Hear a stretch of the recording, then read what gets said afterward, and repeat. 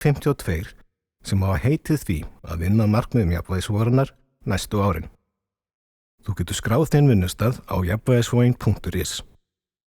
Jafnrétti er ákvörðun og þú getur tekið hana í dag. Forsætisráðuneytið hefur verið styrktaraðili jafnvægisvogarinnar frá upphafi og þökkum við innilega fyrir stuðninginn. Bjóðum Katrínu Jakobsdóttur, forsætisráðherra, velkomna. Kæru gestir, það er mér sönn ánægja að vera með ykkur á ráðstefnu jafnvægisvogarinnar og ég vil byrja á því að þakka FKA fyrir sitt öfluga starf í þágu jafnréttis í atvinnulífinu. Sagan sýnir okkur að baráttan fyrir algjöru kynjajafnrétti, hvort sem er á vinnumarkaði eða almennt í samfélaginu, er langhlaup sem krefst úthalds og seiglu. Sagan sýnir okkur líka að við getum ekki tekið því sem gefnu að okkur miði alltaf áfram. Það sést best á því að á undanförnum misserum höfum við séð bakslag í jafnréttismálum allan heim.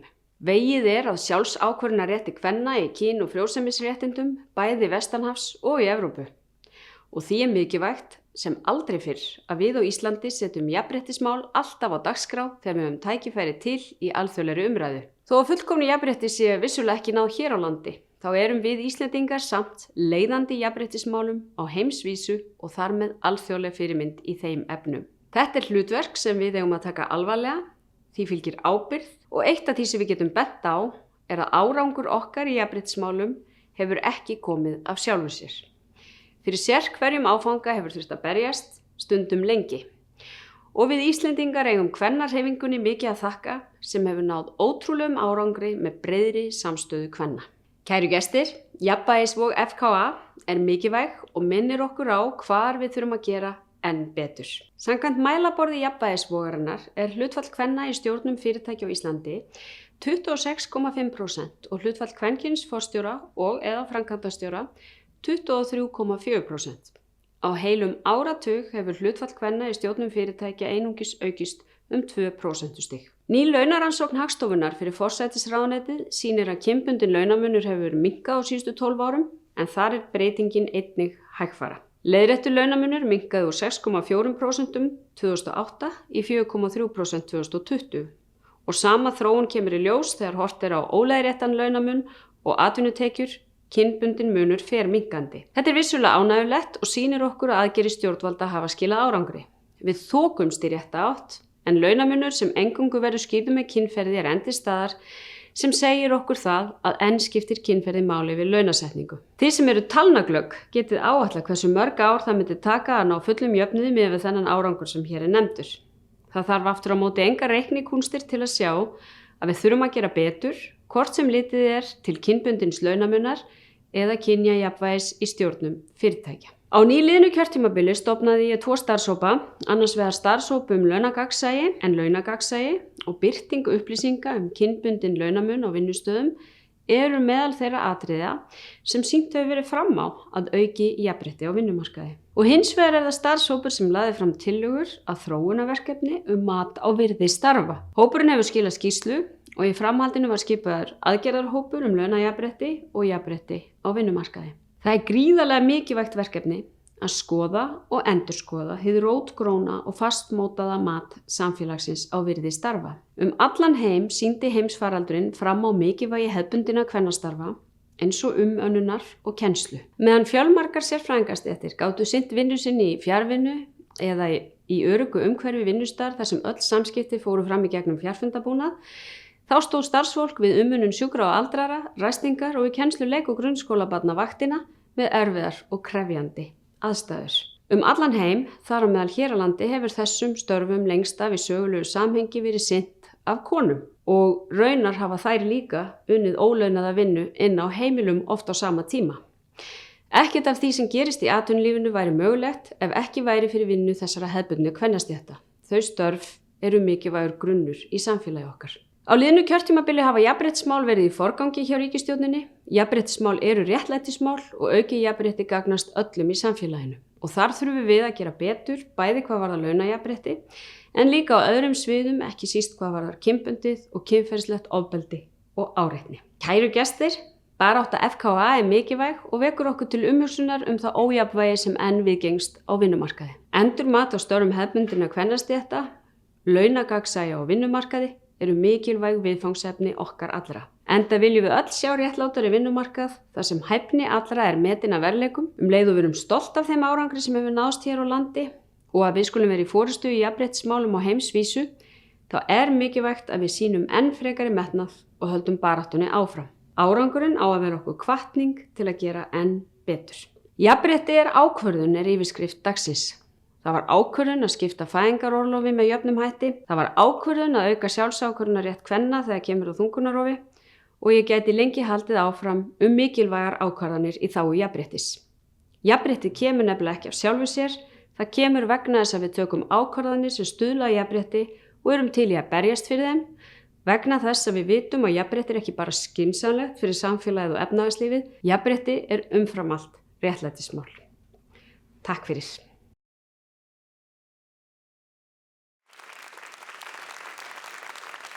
Já, við höfum unnið lengi að jafnréttismálum í Orkuveitusamstæðunni og við höfum unnið mjög markvisst að jafnréttismálum alveg frá árinu 2011 þegar við ákváðum að jafna kynjahlutfallið í stjórnendahópnum og útrýma kynbundinn launamun.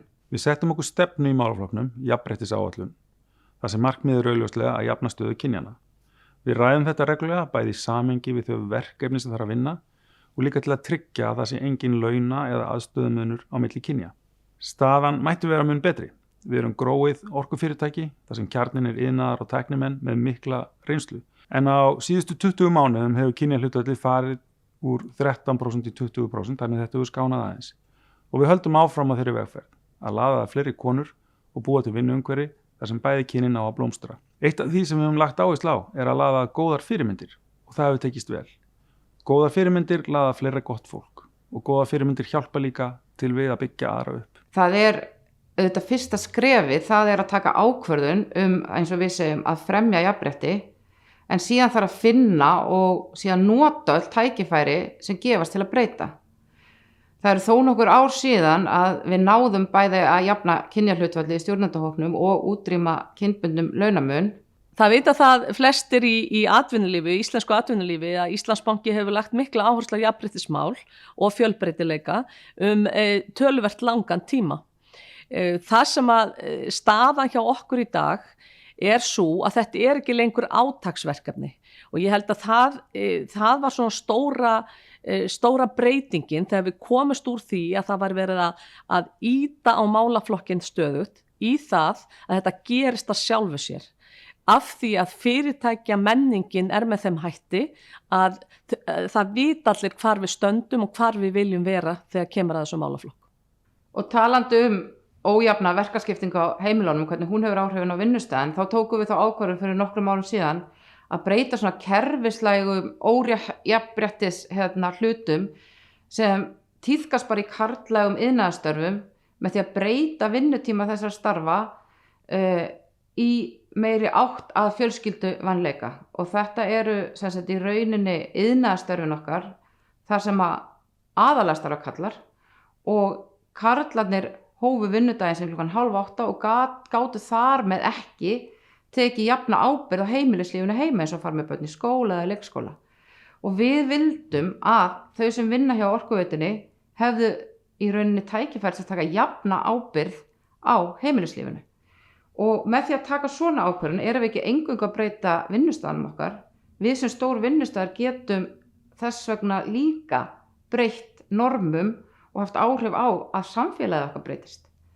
Og þetta svona meðal annars það sem við höfum verið að vinna að núna á síðustu árum. Sunna Dóra Einarsdóttir, meðeigandi og fjármálastjóri Deloitte, spyr hvort penar píur ná ekki á toppinn. Bjóðum Sunnu velkomna.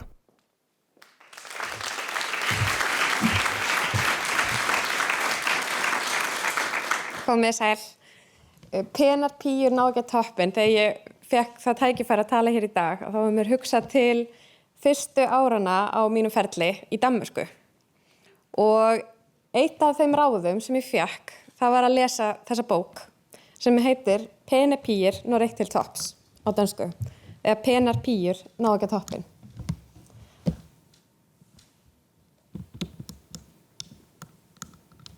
Það ekki... Já, komið, já.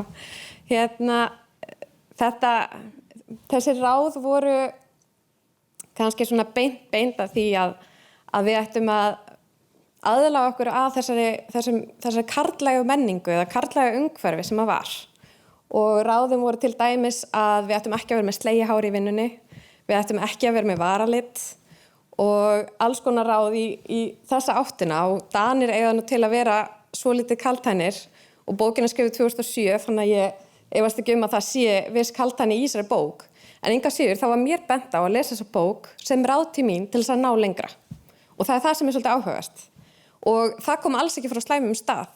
Það kom einmitt akkurat öfugt frá þeim stað að manneskjan vildi eða hún vildi að ég næði lengra.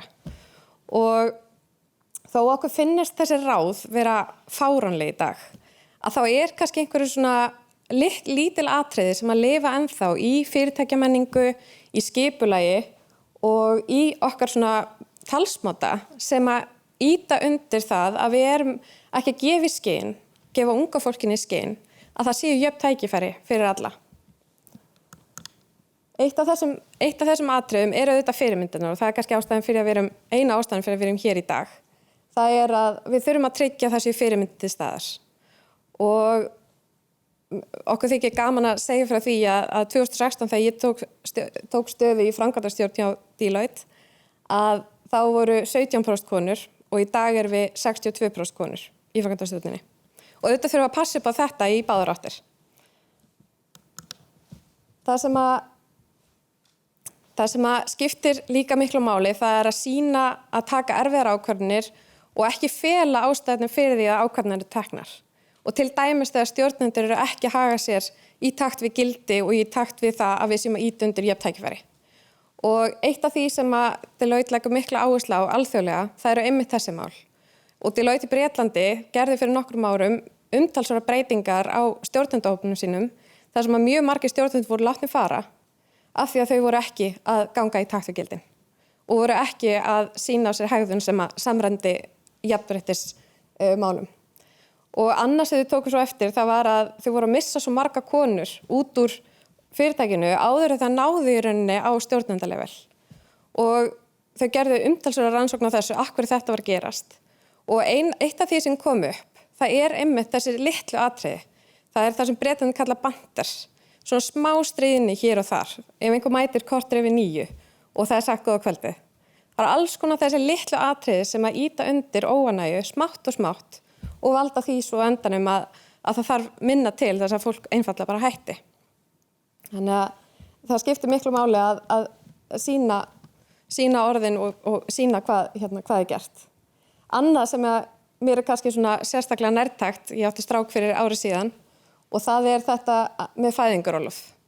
Og það sem að ég sé og er mjög algengt er að það verði fólk sem að fer í fæðingarorlof er eignast börn að þau eru oft sett í svona bómull.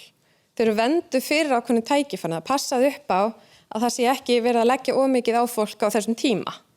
Og það er oft gert svolítið án þess að það sé rætt við þau. Og það er líka algjörlega vel meint, en það sem skiptir líka máli hérna, það er að tala við fólki og spyrja hvort að það hafi áhuga að taka þetta krefjandi verkefni þegar að þessi tími er. Að þetta er ofboðslega langt tímabil, þetta er, hjá konum er þetta meðganga og svo fæðingarorlof og svo framhaldið það sem að það er aðlaga börn í leikskóla og þetta er ofboðslega langur tími þar sem að þau eru raunir svelt á tækifærum. Næsta sem ég vildi líka koma inn á, það er einmitt það sem var komið inn á hérna áðan, það er fundamenningin. Og það er þetta með að skipuleggja fundi klukkan til dæmis 8 á morgnana, vikulega fundi. Þetta þýðir bara að fólk sem er með börn getur ekki komið, börnunum í leikskóla getur ekki komið með skóla. Það er rauninni verið að stóla það að annar aðili geti tekið það að sér og að þessu 2 bílar á heimilinu. Og þetta er líka eitthvað sem að fólk segir oft ekki uppátt. Það þorir eiginlega ekki að segja, herri, ég get eiginlega ekki komið þetta klukkan 8 hvern einasta föstudag. Það bara gengur ekki upp. Þetta er alveg erfitt að segja það. Þannig að þetta er eitthvað sem við sem stjórnendur þurfum að passa upp á og taka eftir og taka líka samtalið. Og í lokin þá skiptir einmitt bara máli að við séum að tala saman. Og líka fólk í aðstæðanum sé að tala upp á þau, að því við lesum ekki hugsanir og að það sé, en að við sem stjórnendur bryttum upp á því, þessar umræðum, hvað getum við gert betur? Hvað er það sem að tryggir það að við getum bæði sinnt vinnu og heimilislífi og öllu og náð árangri saman. Og svo langaði mig hérna í lokin að sýna myndband sem að gefið út af Deloitte hérna fyrir nokkrum mánuðum og af því að þetta skiptir svo miklu máli að við lítum svolítið í eigin barm og við erum auðvitað oft með einhverja svona eins og þau ensku kalla biasa eða fordóma sem að við þurfum að passa upp á og þetta snýst ekki bara hérna jöfn tækifæri fyrir konur og karla, þetta snýst bara jöfn tækifæri almennt og við þurfum að passa upp á hvernig við erum að ráða, hvernig við erum að veita framgang og þess að þar og þá langar mér bara að loka á þessu myndbandi hérna.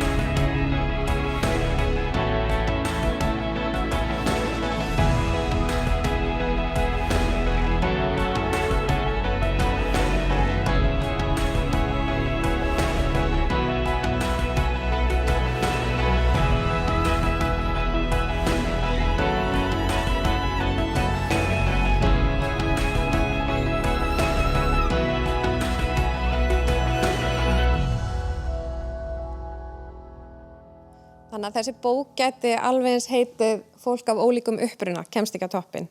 Við þurfum bara að passa að þessu jöfn tækifæri þvert allt. Takk fyrir mig.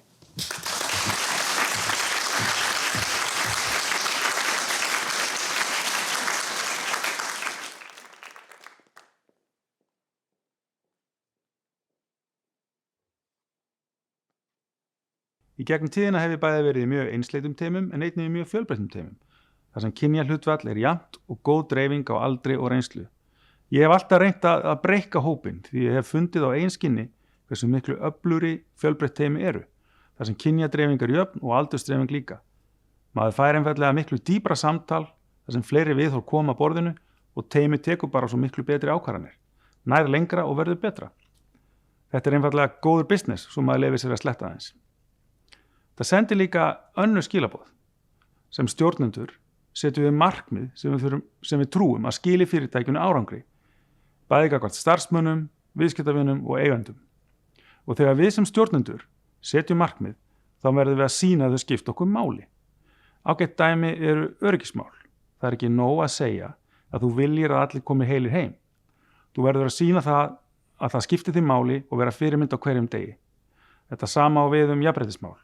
Við vitum að þau skili betri árangri, en það ekki nóg að tala það. Þú verður að vera fyrirmynd og sýna það.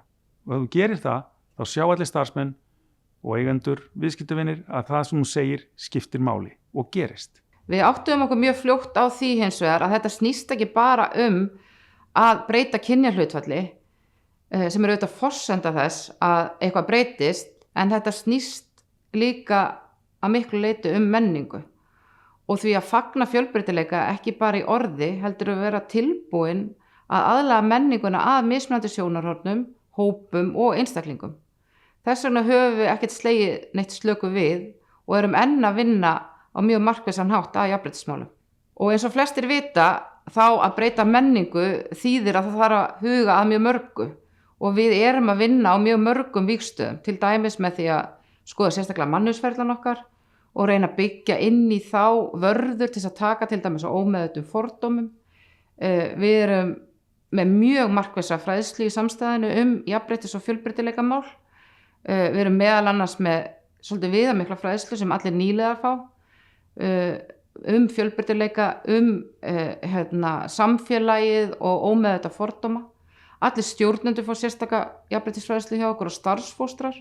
Fólk sem kemur á ráðningum hjá okkur fá sérstaka fræðslu og meira segja utanaðkomandi fræðsluaðilar sem koma inn, þeir fá einnig fræðslu jafnréttismál. Þá hefur við einnig lagt mikla áherslu að vera með virkt samtal við starfsfólk ýmis mál sem tengjast jafnréttismálum.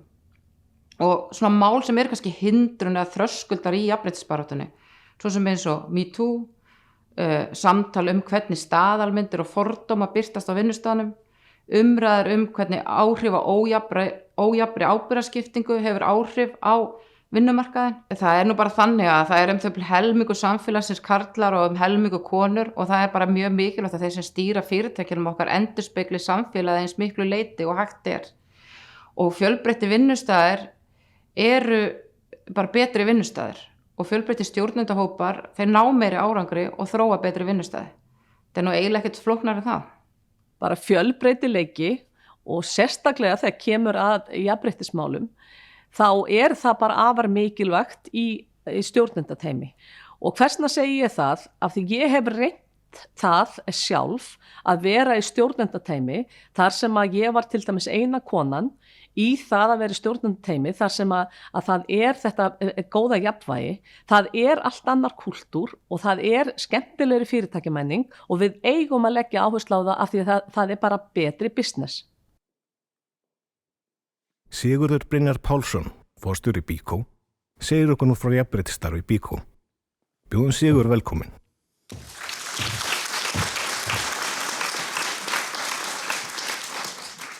Góðan dag, gott fólk og gleðilega hátíð. Það áttam á þessari ferstringu hérna. Svona. Ég ákveðlega þakkláttur fyrir það að fá að vera með ykkur í dag og deila með ykkur vegferð okkar hjá BYKO sem snýr að jafnréttismálum. Kynningi mín nokkuð efnismikil þannig að ég mun fara hratt yfir en mér sann ánægð að deila henni með ykkur ef þið hafið áhuga á því. Hún svona tvískipt en tengist engu að síður því sem við erum að gera hjá BYKO. Ég velti við gerð undirbúnings þessa erindis og velti ég fyrir með þessari spurningu hérna. Við erum búin að tala jafnvægi kynja inn í stjórnarfyrirtæki, inn í stjórnarstöðum, við tala fæðingarorlof, en hver raunverulegur ávinningurinn? Hvernig lítur myndin út þegar við búum við fullkomið jafnrétti?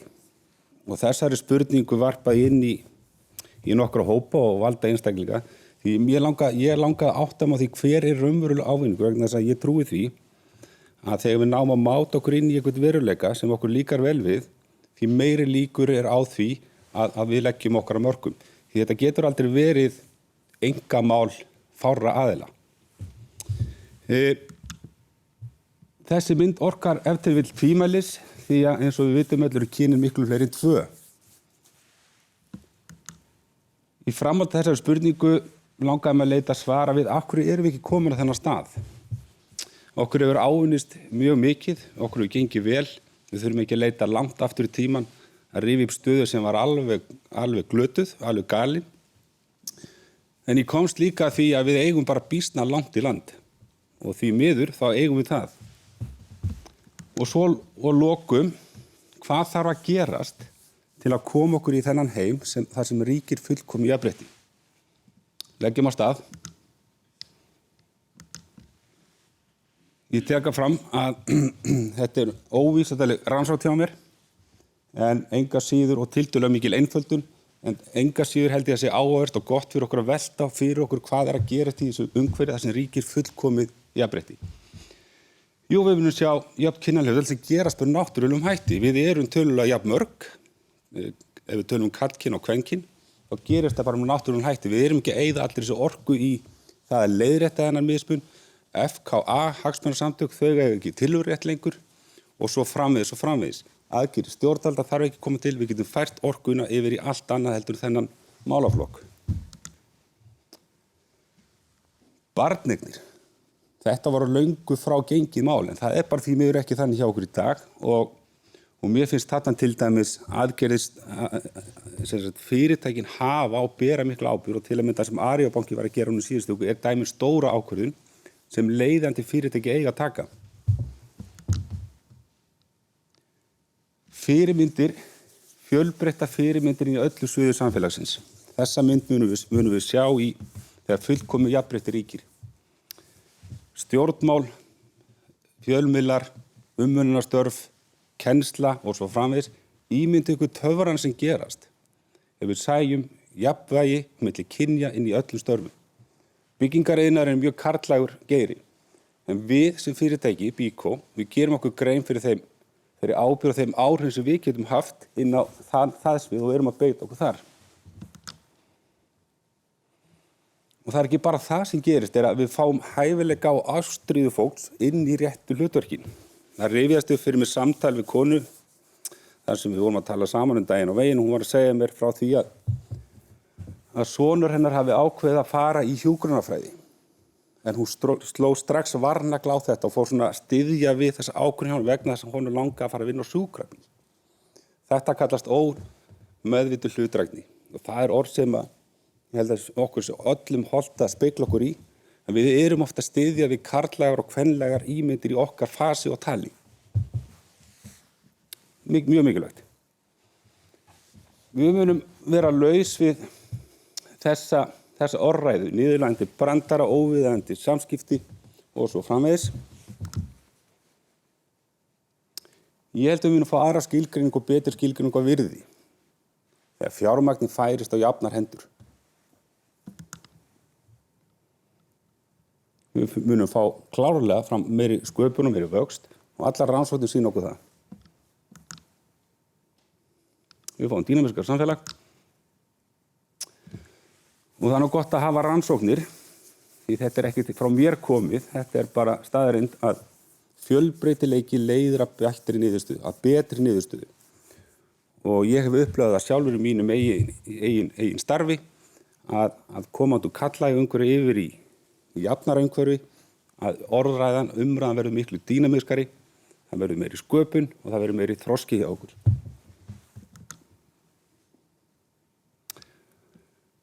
Af hverju erum við ekki komin í þennan heim? Ég velti því fyrir mér, er það þannig að það eru öflut í samfélaginu, einhverja risaðilur, sem vilja raunverulega ekki jafnrétti? Ég held ekki. Ég leyfi mér að halda það að verkefni snúist mikið til skilning og ávinning. Hver er raunverulegur ávinningur í þessari vegferð okkar? Við erum að tengja okkur við karllægar og kvenlega eiginleika. Ég set Lego-vörumerkið þarna inn. Lego-samsteypan tilkynnt það í síðustu viku að þeir áttuðu svo að þessu.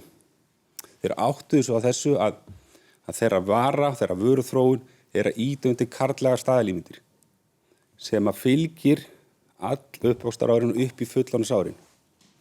Var til þess að þeir eru búin að breyta stefnu.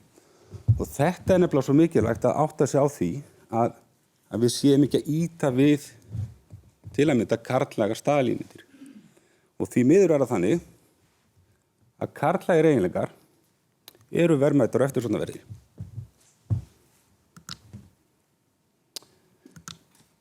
Þetta allt mjög einfalt. Í mínum huga snýst þetta mikið til fræðslu og aftur fræðslu. Það við að gera í BYKO. Það snýst líka fyrirmyndir. Það snýst líka það hvernig ég haga mér. En fræðsla, umræða, samskipti held ég að það sé svona svolítið verkefni okkar að vinna með. Að tryggja þennan dýpur skilning á ávinningnum. Myndgera framtíðina. Ég var til að taka þátt í því verkefni. Ég held að þegar við náum að myndgera einhvern veruleika sem eftirsóknarverður, því meiri líkur á því að fleiri komi með. Við höfum að leyfa mistök. Ég fekk að heyra það, fekk ábendingu. Ég var að gera þetta erindi og þá var sagt um mig. Já, þú voru að passa hvað orð þú velur. Þú voru að vanda það að velja réttu setningarnar, vegna þess að það getur valdið misskilningi. Og ég hugsa að af hverju á það að vera þannig? Hér ég komin upp á góðum ásetningum með góðan hug. Af hverju það ekki leyft? Ábyggla einhverja setningar hér eða orð sem að má mistúlka. Það má bara ekki vera þannig, við verðum að leyfa mistök í allir þessu umræðu. Tryggja að starfsfólk upplifi sig sem öruggt. Horfist við augu við þau forréttindi sem karlmenn búa við. Kom aðeins fram hérna áðan. Þarna erum við að tala þriðju vaktina. Við erum að tala það sem gerist á heimilinu. Æfingar barna, nestismál, heimilishald. Og svo mætti áfram telja. Ég hélt fyrir nokkrum árum, ég kannski svona aðeins íkja þetta, að þvotturinn sem fór í þvottakornuna hjá mér kom 2 dögum seinna upp í hillu að það gerðist bara einhvern veginn á sjálfum sér. En það auðvitað ekki þannig. Þannig sköpum vinnustamenningu og samfélag sem skilar árangri, ávinningur og skilningur. Góðu tíðindi eru þau að þetta lítur allt saman vel út hjá okkur og ég alveg sannfærður það að sú kynslóð sem komin upp og að koma upp skilur þetta mjög vel og veit nákvæmlega hvað þarf að gera. Það upplýður bara svo sterkt í því fólki sem að koma til starfa hjá BYKO, sem að koma upp úr skólum. Það veit nákvæmlega hvað þetta snýst og hvað þarf að gera. Vegferð BYKO hér framtíðarsýnin okkar. Hún myndgerð. Virkar flókin en í eðli sínu mjög einföld. Hún að birta, þetta hringur, hún að birta vitundaskrefið, kaupferlið, allt til eftirkaupa áhrifa og allt það sem gerist þar á milli. Okkar framtíðarsýn snýr að skapa bestu heildarupplifun viðskiptavina, hvort sem það í framkvæmdum eða í að fegra heimilið, óháð landamærum. Það á sér beina tilvísun inn í mannauðinn okkar meðal annars, þar sem við erum að horfa á ólíka kynþætti, við erum að horfa á öll kyn, þið sjáu það á þessari mynd, það ólíki kynþætti, það kona að störfum sem talið vera karllægt starf í dag sem iðnaðarmaður. Þannig að myndin á sér tilvísun þar inn líka. Það bara okkar bjargfesta trú að fjölbreyttur hópur leiðir okkar að betri niðurstöðu. Þetta auðvitað ekki átak. Þetta bara vegferð sem að fyrirtækið þurfa að fara í. Og við trúum því að við erum að stefna að þessu fullkomna jafnrétti innan BYKO. Og við trúum því að það mun ekki bara færa okkur fullkomna jafnrétti, heldur bara öflugri liðsheild. Öflugri liðsheild sem tryggir það að við verðum áfram leiðandi á þeim markaði sem við störfum á. Við erum góð fyrirmynd og við gerum okkur grein fyrir því. Og við berum ábyrgð, leiðandi fyrirtæki bera ábyrgð. Örstutum þessaglæru, ég bara varða hendininn. Við þekkjum þetta úr umhverfismálum, öðrum málaflokkum, sum fyrirtæki kjósa það að haka í bóksinn, uppfylla lagaramann, skrifa fallega jafnréttisáætlanir, setja fallegan text á blað, en það ekki innihald á bakvið, þetta hvítþvottur. Við vitum þetta öll að það nær ekki neitt, dregur ekkert og við þekkjum þetta úr öðrum verkefnum, en það gengur auðvitað ekki upp að fara þessa leið. Það snýst raunverulega það að jafnréttis hugsunin, hún kvíslist í gegnum allt fyrirtæki, komist inn í DNA fyrirtækisins. Í gegnum samskiptinu okkar, í gegnum boðsferðir, í gegnum okkar hegðun, dag frá degi, snýst þetta Og það önnur staðrind hér sem að bara, ég var að láta fylgja með að það ekkert skortur á hæfileikurum konum. Það bara einfaldlega ekki þannig. Þannig að það bara hér með leiðrétt því að ég verð alveg vikinn, ég hef alveg heyrt að það svona þessi orðræða, já þær leggja sig ekki fram og þær komi ekki sækjum störf og svona. Það bara einfaldlega ekki skortur á hæfileikurum konum.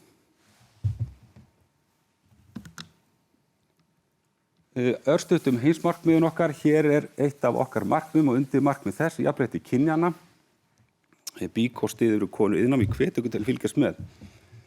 Því framöndan munum við taka stóra ákvörðun sem snýr að þessu. Við höfum skuldbundið okkur til þess að innleiða þessi markmið ásamt heimsmarkmiðunum okkar. Við ætlum okkur að ná jafnvægi í öllum stjórnunarstigum og við ætlum að skapa forsendur til jafnvægis við töku fæðingarorlofs. Það sem við segjum, það gerum við. Það algjörlega skýrt, það sem við leggjum upp með, það gerum við. Inn í mælaborðið okkar, stjórn félagsins samanstendur á 60% af konum, framkvæmdastjórn 50%, stjórnendur og aðrir millistjórnendur 40%. En þið sjáum að fyrirtæki enn karllægt. Og það verkefni sem við erum meðvituð og erum að vinna að. Launamunurinn 1,6% undir viðmið jafnlaunavottuna en það breytir því ekki, við ætlum bara að jafna hann alveg út. Það okkar markmið. Og þetta svona okkar svona áskoranir sem að snúa svolítið að því sem ég er búin að tala það er fjölbreytileikinn.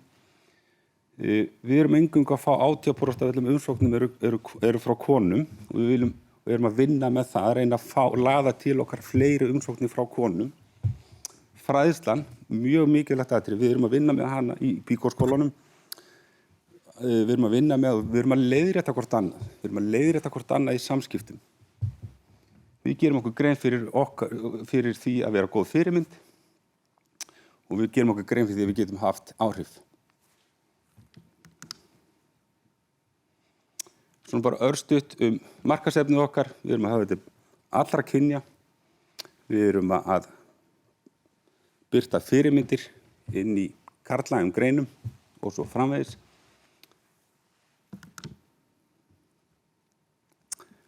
Svo rétt í lokin, samantekt. Að mínu viti tel ég eina lykilforsendum að stjórnendur fyrirtækja gerir sér grein, hringir sonur minn, gerir sér grein fyrir sinni ábyrgð.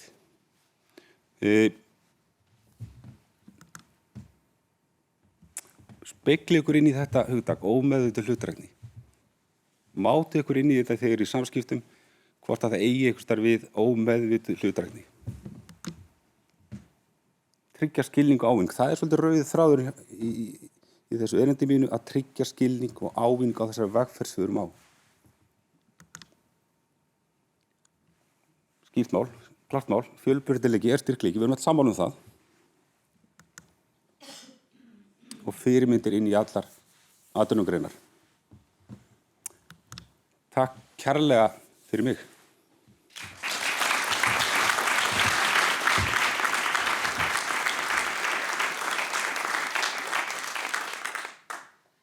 Jafnrétti bætir árangur.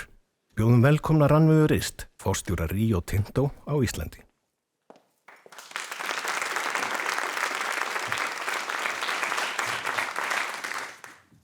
Komið sæl.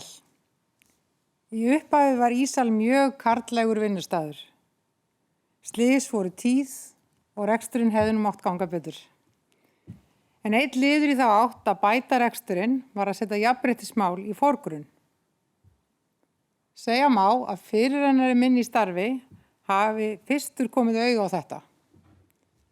Og ráðning mín í framkvæmdastjórastöðu fyrir röskum 30 árum var útspil Alusviss til að hefjast handa við að ráða bót á þessu. Annað dæmi sem við svo gerðum og miðað jafnréttisátt var að greiða sömu laun fyrir vinnuna í mötuneytinu og í Kerskálanum. Þeim eru hefðbundin kvennastörf í mötuneytinu og hefðbundin karlastörf í Kersskólanum. En merkilegt þykir mér þegar ég horfi í baksýn í speilin að það voru Svisslendingar sem þykja nú ekki heimsmeistarar í jafnréttismálum eða alusviss sem svo tóku ákvörðun ráðningu mína, fyrstu konuna í forstjórastól hjá stórfyrirtæki á Íslandi fyrir hartnær 25 árum.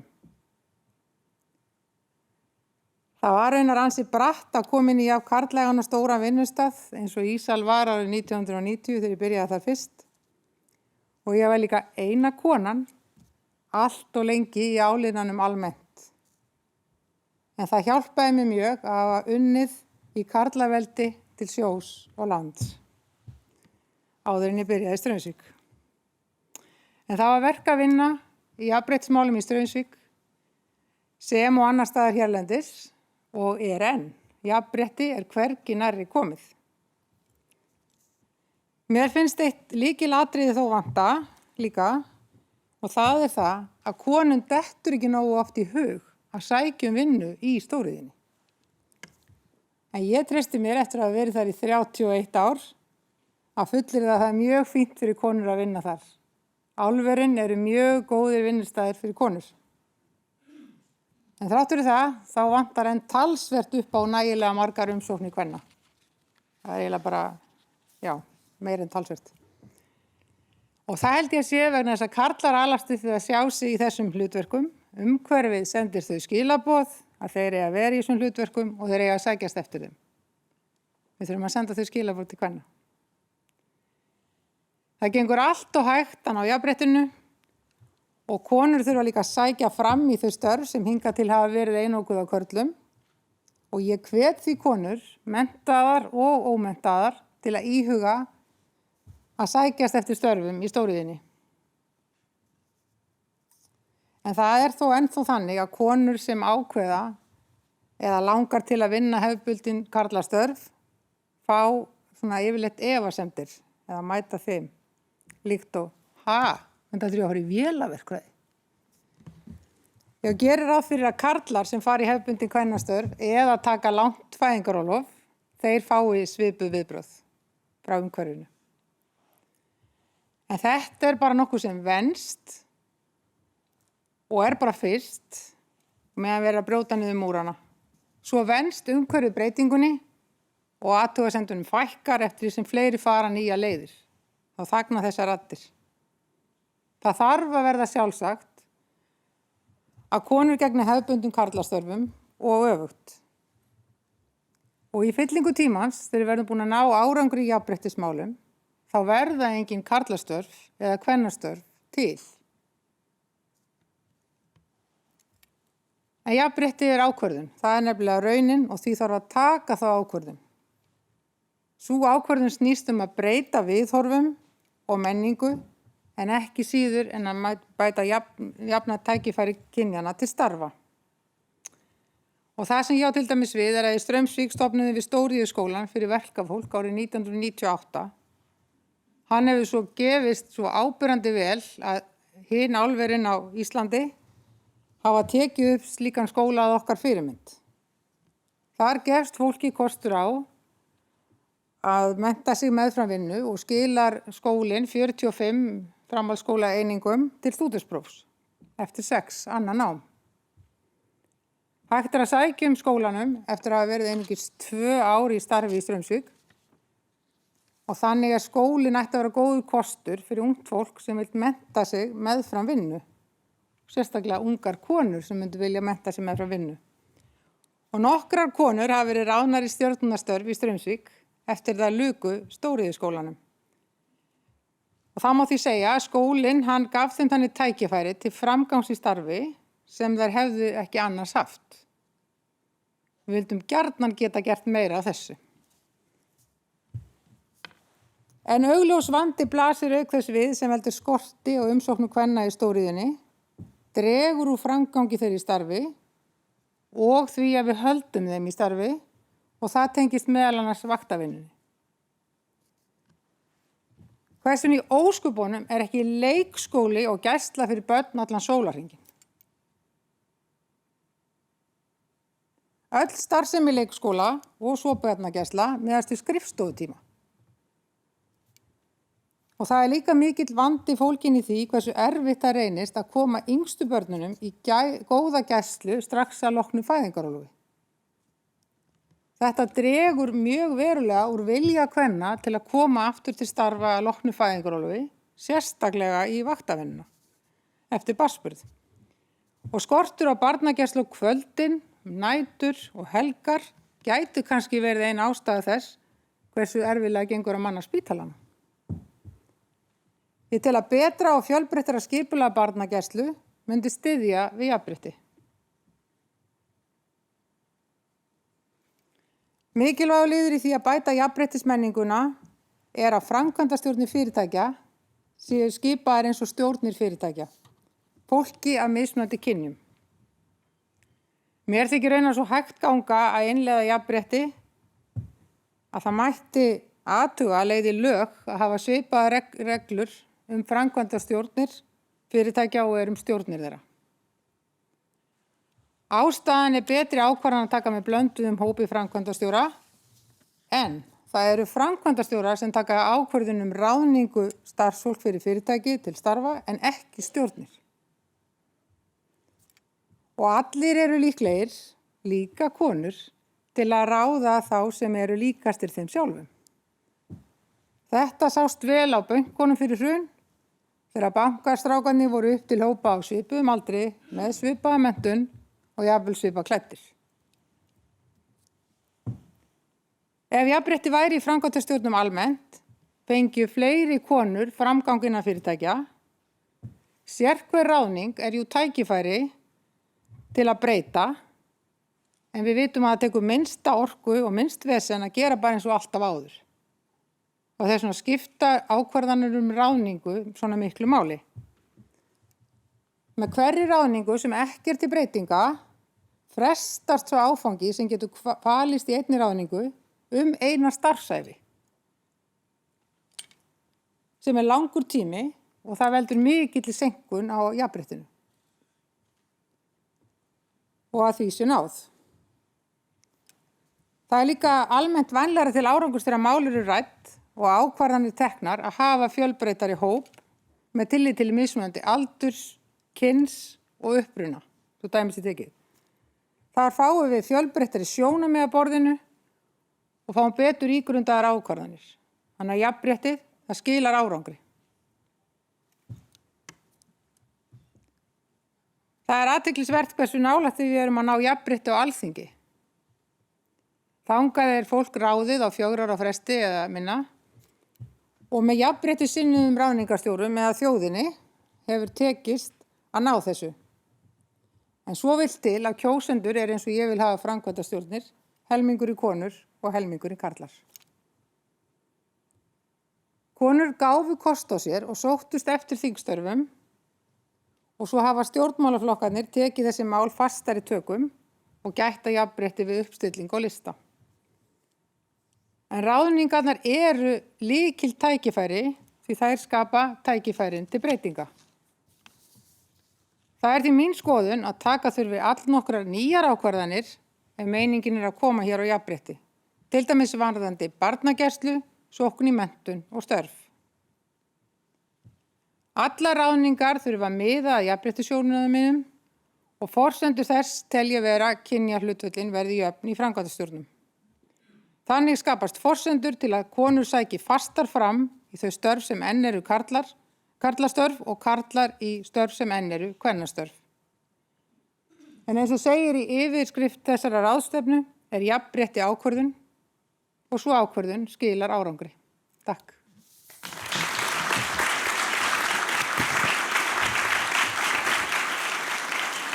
Eitt af verkefnum jafnvægisvoðarinnar er að virkja fyrirtæki, sveitarfélög og opinbera aðila. Það felst í að þau skrifa undir viljayfirlýsingu að vinna markmiðum jafnvægisvoðarinnar til næstu ára. Á síðustu ráðstefnu skráðu sig 115. Nú eru þáttakendur orðnir 152 og hefur því fjölgað 37 á árinu. Undir venjulegum kringumstæðum hefði þeim verið boðið á hefðbundna ráðstefnu jafnvægisvoðarinnar til að undirrita formlega viljayfirlýsingu. Í ljósi aðstæðna var ákveðið að gera það rafrænt. Eftirtaldir aðilar tóku skrefið og gengu til liðs við verkefnið á árinu. AGR Dynamics, Akranes kaupstæður, Bakkin vöruhótel, Birtingahúsið, Borgarleikhúsið, Efla, Elko, Ernst og Young, Fagráðgjöf, 5 Degrees, Fjársýsla ríkisins, Fjölbrautaskóli Norðurlands vestra á Sauðárkróki, Fjölbrautaskólinn í Breiðholti, Fly Play, Hagstofa Íslands, Heilbrigðisstofnun Suðurlands, Inkasso, Krónan, Landgræðslan, Lingua, Lyfjastofnun, Lögreglan á höfuðborgarsvæðinu, N1, Norðurál Grundartangi, Nova, Nýsköpunarsjóður atvinnulífsins, Rafal, S4S, Skógræktarfélag Reykjavíkur, Sólar,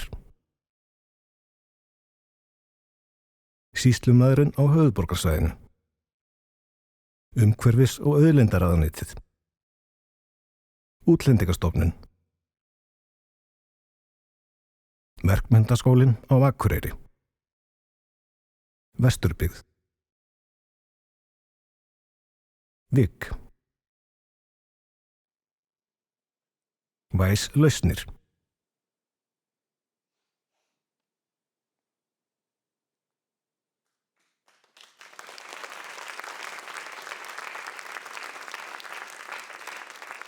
Þetta kemur ekki af sjálfu sér, segir Jón Björnsson, forstjóri Origo. Bjóðum hann velkomin.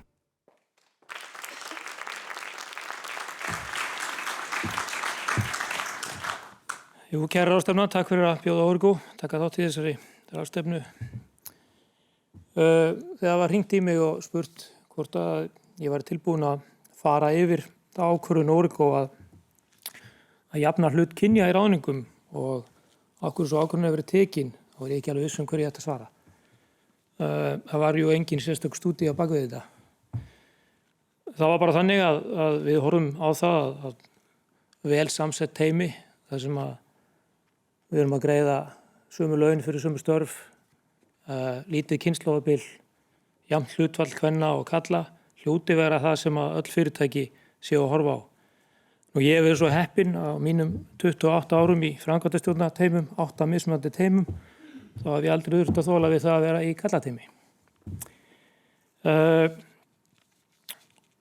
Nú þessi skoðun þannig, hún byggir ekki á öðru en hyggjuviti og því að fyrirtæki og teymi hljóti að blómstra best ef þau ná að endurnýja sig og allir hafi möguleika að koma með hugmyndir og vera gerendur í láta þær rætast. Það á ju alltaf að ráða færasta einstaklinginn og að 2 einstaklingar eru jafnfærir, þá er það líklega sá ráðinn sem að hefur betri áhrif á teymið. Í grunninn var þetta þannig hjá Origo að það hefur verið í gangi mjög fín vinna hjá mannusteymin okkar og það þurfti einungis að fá framkvæmt í stefnu sem þau voru búin að setja sér. Slíkt fæst með því að tala hlutina aftur og aftur og setja sér mælanleg markmið sem að sýnir opinberlega. Öðruvísi næst engin árangur. Að þessu sögðu þá er félagið vissulega í vegferð að gera sitt til að hafa frekari jákvæð áhrif á samfélagið en að skapa störf og verðmæti og mæla allt í veltu og hagnaði.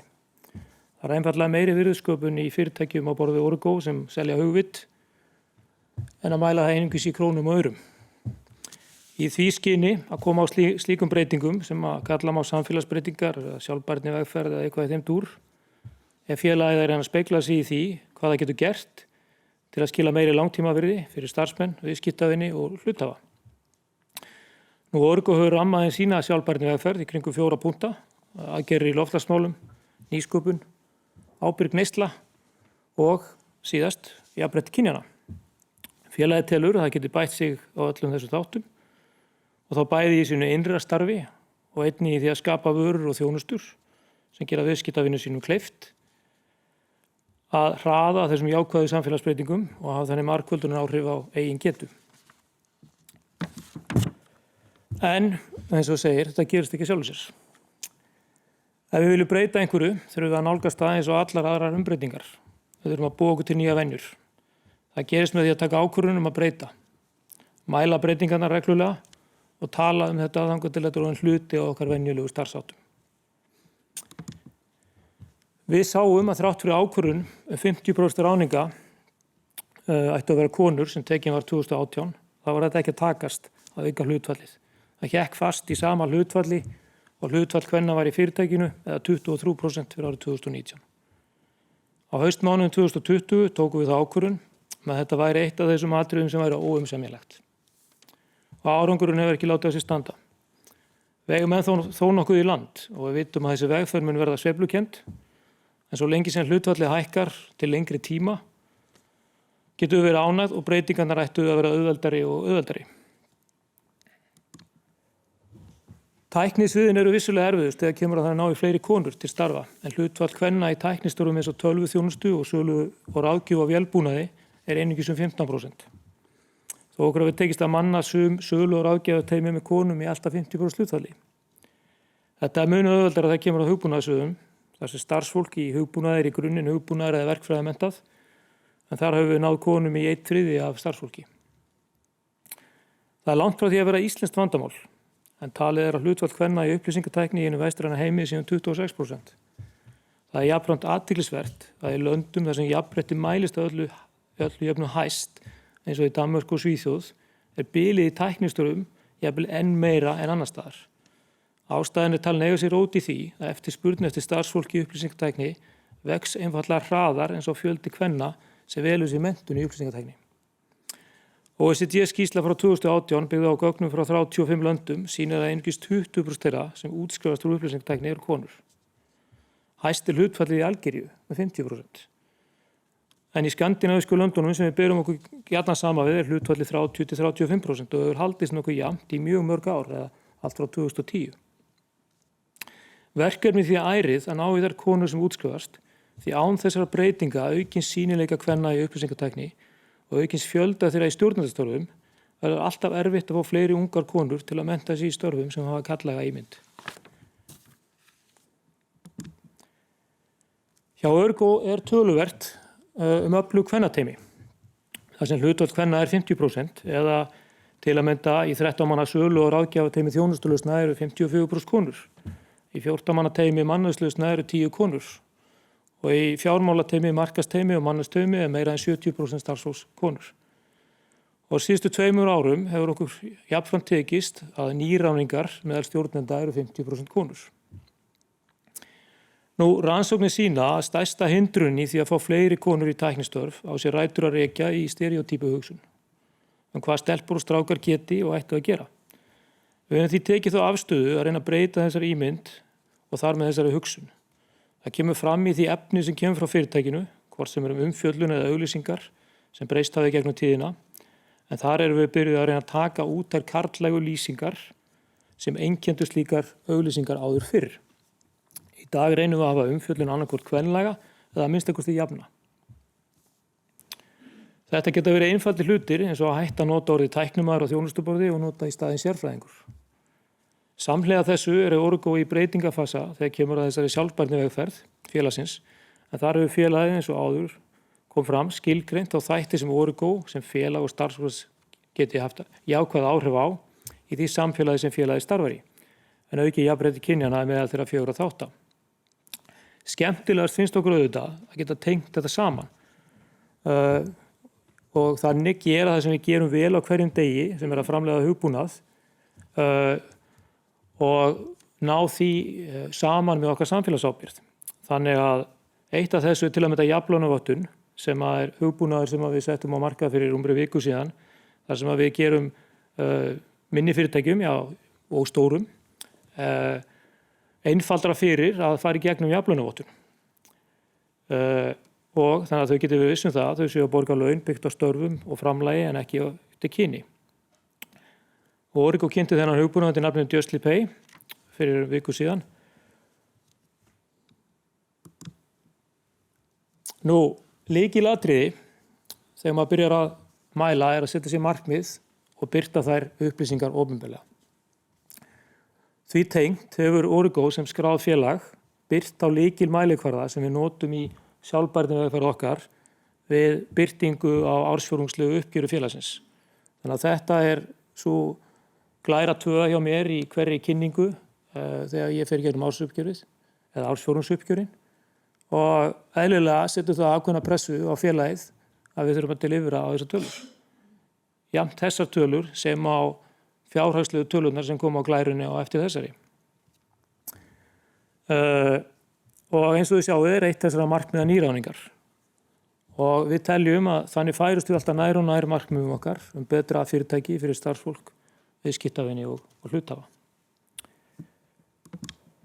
Takk fyrir mig. Nú, ef einhver hefur áhuga á glærunum þá eru þær að sjálfsögðu aðgengilegar á origo.is. Takk.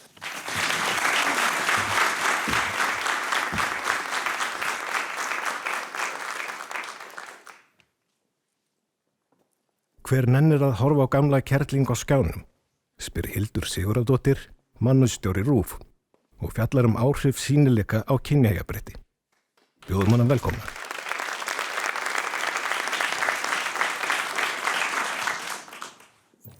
Kæru gestir, það er ánægilegt að fá þetta tækifæri til þess að tala fjölmiðla og það er líka svo ánægilegt að heyra að það er svona sami þráðurinn dálítið í þessu hjá okkur. Þó ég komi úr aðeins annarri átt. En fjölmiðlar eru í lykilstöðu til að stuðla jákvæðum samfélagsbreytingum og ábyrgð þeirra er mikil og ekki síst í jafnréttismálum.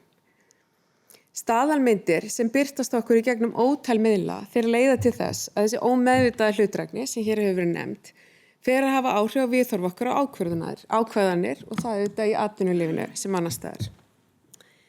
Og hugmyndir okkur heiminn þar mótast snemma og því verður eiginlega að hefja þessa umfjöllun birtingamyndir í barnaefni en þar hafa kynjahlutföll löngum verið ójöfn og við ólumst mörg upp við þessa og í framleitu leiknu efni fyrir börn hefur hlutfalli í gegnum tíðina að jafnaði verið 2 til 3 karlpersonur fyrir hverja kvenpersonu og í efni þess að karakterarnir taka sér önnur gervi, til dæmis dýra eða einhver annara fígura að þá verða hlutföllin enn ójafnari. Og við höfum því vanist ójöfnum kynjahlutföllum lengi og sennilega alveg aðeins átt okkur á því. Og það varð ekki mikil breyting í marga áratugi og lítið framboð efni sem endurspeglaði veruleikann betur. Við þekkjum þessar staðalmyndir sem hafa verið dregnar upp. Fyndnar og skemmtilegar karlpersónur sem koma til bjargar og meðan kvenpersónurnar hafa oft verið meira til hliðar, umhyggjusamar og góðar og oft með dálítið ýktan kvenleika. Vaxandi krafa jafnari kynjahlutföll hefur hins vegar haft áhrif á framleiðendur og nú horfir þetta til betri vegar. Meira aðgengi nú efni sem höfðar með öðrum hætti til kynjana og þar sem gætt að meira jafnvægi og einnig kynhlutleysis. Ríkisútvarpið ber að sjálfsögðu ríka ábyrgð sem almannaþjónustumiðill. Að spegla samfélagið og að undanfari missari hefur markvisst verið lögð áhersla á meira kynjajafnvægi, kaupum og barnaefni og við talsetningu. Fyrir aðeins örfáum árum var hlutfall kvenpersóna í aðkeyptu barnaefni og RÚV aðeins 30%. En núna eru hlutföll jöfn í því efni sem er aðgengilegt í spilaranum eins og við sjáum birtast hér. Það er alveg jafnt hlutfall á milli þess þeirra þáttaraða þar sem stúlkur eða strákar eru aðalpersónur eða í meirihluta og svo þess efni sem sýnir jöfn kynjahlutföll eða persónur sem ekki eru kyngerðar. Og við sjáum í þessu nýra efni að kvenpersónurnar eru að taka aðra mynd. Þær eru margslungnari karakter en áður, frakkar og ævintýragjarnar í leiðandi hlutverkum en ekki hliðapersónur eins og hefur verið svo algengt. Það er vert að taka fram að jöfn kynjahlutföll og það að brjóta upp staðalmyndir hefur verið lagt mjög til grundvallar í allri framleiðslu á krakkarúf efni. Eitt megin markmið á þessari vegferð hefur verið að jafna hlut kynjana þegar kemur að viðmælendum og starfsfólk sem kemur fram í miðlum RÚV og tölfræðinni er haldið til haga í mælaborði sem uppfært er ársfjórðungslega. Við höfum góða vísbendingar að við stöndum ágætlega í samanburði við marga aðra miðla í Evrópu en þessar samanburðatölur eru þó ekki alveg nákvæmar á milli ríkja. Í mörgum ríkjum innan Evrópu hallar enn verulega á sýnileika kvenna í fjölmiðlum. Á þessari mynd eru tölur úr mælaborðinu og sýna kynjahlutföll þáttastjórnenda og fréttaþula annars vegar og viðmælenda hins vegar í öllum miðlum RÚV þar sem af er þessu ári. Þar sést gott kynjajafnvægi hlutföllum starfsfólk sem birtist í þáttum og fréttum og hlutföll kvenviðmælenda í öllum miðlum er 42%. En þetta er auðvitað ekki bara spurning hlutföll, heldur líka umfjöllunina sjálfa og samkvæmt greiningum sem gerðar hafa verið í Evrópu. Við eigum því miður ekki svo nákvæmlega greiningu fyrir okkar miðla, en þá eru konur oftar en karlar fengnar í viðtöl til að ræða persónlega reynslu, frekar en að deila sérþekkingu. Og evrópskar mælingar hafa einnig sýnt að það hallar á konur þegar mældur er svo tími þegar þær hafa orðið í viðtölum. Í skýrslu sem samband Evrópskra sjónvarpsstöðva, EBU, gaf út fyrir þessu ári var búið að draga saman gögn síðan 2015 sem sýndu aðeins 18% sérfræðinga sem rættir við í fjölmiðlum ríkjana voru konur. Þetta hlutfall hefur sennilega ekki breyst í jákvæða átt því í skýrslunni kemur fram að það hafi dregið jafnvel enn frekar og sýnileika kvenna í fjölmiðlum margra Evrópuríkja á COVID-tímabilinu og þá sérstaklega á sérfræðisviðinu. Þetta hefur sem betur fyrir ekki verið raunin hér á RÚV. Hlutfall kvenna sem viðmælenda í fréttum og fréttatengdu efni hefur verið að hækka aðeins en það er núna 39% þar sem af er þessu ári. Þar sem meiri hluti æðstu stjórnenda í atvinnulífinu eru karlar hefur það auðvitað áhrif á það hvernig viðmælendur veljast. En unnið hefur verið markvisst að því undanfarin ár að draga fram fjölbreyttari flóru viðmælenda og leita til fleiri sérfræðinga sem eru konur.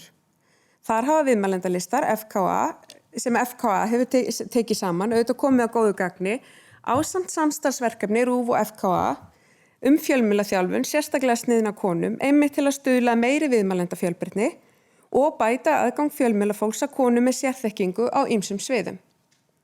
Það er upplifun þeirra sem starfi í fréttum að konur hafi svarað vel kallinu að koma fram í fjölmiðlum. Þær vilja taka fullan þátt og hafa áhrif á umræðuna. En aðeins að íþróttunum. Umfjöllun kvennaíþróttir hefur aukist og vægi kvenna í starfi íþróttafréttamanna og þáttastjórnenda í íþróttaþáttum hérlendis hefur stóraukist. Fyrir ekki svo mörgum árum var hlutur kvenna í þáttastjórnun í íþróttafréttum og RÚV aðeins 10%. Hér er mynd úr mælaborðinu sem sýnir kynjahlutföll í íþróttafréttum en það náðist svo merkileg árangur núna í haust að í fyrsta skipti hérlendis og bara þótt víða væri leitað eru fleiri konur en karlar starfandi sem íþróttafréttamenn. Og þó konur séu enn aðeins fjórðungu viðmælenda en sem komið í íþróttafréttum auðvitað stefna að fjölga í þeim hópi meðal annars með því að leita til fleiri álitsgjafa og sérfræðinga úr röðum kvenna. Eftir því sem konum mun fjölga í áhrifastöðum innan íþróttarhreyfingarinnar, til dæmis í störfum þjálfara, þá munum við sjá þetta hlutfall breytast. En það þarf að horfa á færni í víðu samhengi og gæta því að viðmælendur og starfsfólk sem kemur fram í miðlunum sé með ólíkan bakgrunn og einnig á breiðum aldri. Síðastliðið sumar réði fréttastofan til að mynda hóp fréttamanna í sumarstörf og aldrinum 23 til 63 ára. Unga fólki kemur ferska sýn og aðlögunarhæfileika og þeir reyndari byggja á traustum grunni og sjálfstrausti sem er mikilvægt, sagði Rakel Þorbergsdóttir fréttastjóri í viðtali ráðningarnar. Ráðning reynslu boltana þótti fréttnæm og það birtust það fréttafæslur að fólk með áratugareynslu væri komið til sumarstarfa í miðlum RÚV. Margir upplifa lífaldur sem hindrandi þátt á sinni starfsvegferð og það er ekki bara bundið við konur. Sterk jákvæð viðbrögð frá áhorfendum og hlustendum sýndu að það er svo sannarlega eftirspurn. Fólk almennt fagna fjölbreytni og það kemur einnig fram í skýrslunni sem ég vísaði til áðan frá EBU að áhorfstölur erlendis frá hafa sýnt að efni sem sýnir fjölbreytileika það fær meira áhorf. Litið yfir farin veg, þá er óhætt að segja að það hafi náðst góður árangur á margvíslegan hátt, þó þessu verkefni verið seint lokið. Það er vert að nefna líka sérstaklega að mikið starf hefur unnið í því að kynna ólíka raddir og gæta vel að kynjajafnvægi í dagskrárgerð á útvarpsrásunum. Hlutfall kvenlistamanna í spilari tónlist hefur aukist töluvert og nálgast nú óðum jöfn kynjahlutfall og við sjáum hér til dæmis jákvæða þróun á milli árana 2019 og 2020 á Rás 2. Þrátt fyrir að enn gefi karlar út töluvert meira efni en konur. Allt hefur þetta byggst á ákvörðun, markvissri stefnu og skuldbindingu stjórnenda og starfsfólks að jafna kynjahlutfall í miðlum RÚV. En aftur að staðalmyndum og þeim veruleika sem konur upplifa, sem starfa og koma fram í fjölmiðlum, þar sem krafan að falla í ákveðið skapalón staðalmynda er mikil. Við könnumst öll við að umfjöllun útlit, framkomu og klæðnað kvenna, sem koma fram í sjónvarpi verður oft ráðandi umfram þar sem þær hafa farið fram að færa. Og titillinn á þessu erindi, hann var auðvitað valinn með það í huga að hreyfa við ögrandi spurningu, en hann er þó ekki alveg úr lausu lofti gripinn. Þegar komið og yfir miðjan aldur telja margar konur að aldur sé meiri hindrun fyrir þær en karla þegar kemur að sýnileika að skjánum. Og ungar konur finna líka oft fyrir annars konar fordómum að þær kunni ekki nægilega vel til verka. Fréttakona með myndaviðtökuvél sem vinnur allt sitt efni sjálf þarf til að mynda reglulega að taka móti alls konar óumbeðinni ráðgjöf fréttatökur frá karlviðmælendum sem hafa þó sjálfir ekki reynslu af því starfi.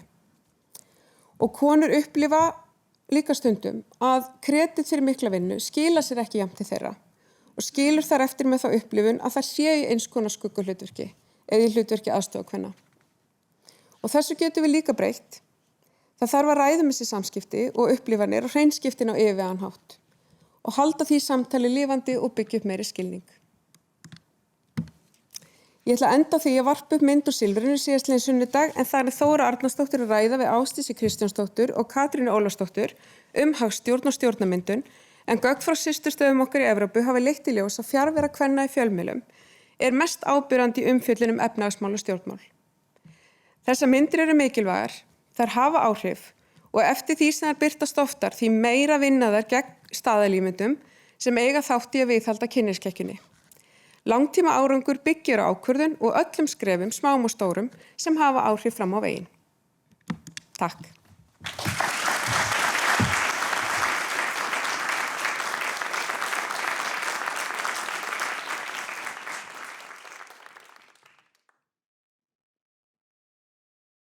Ávinningurinn af því að vinna jafnt og þétt að jafnréttismálum er þegar þú finnur að þetta er orðið sjálfbært, þetta gerist að sjálfu sér.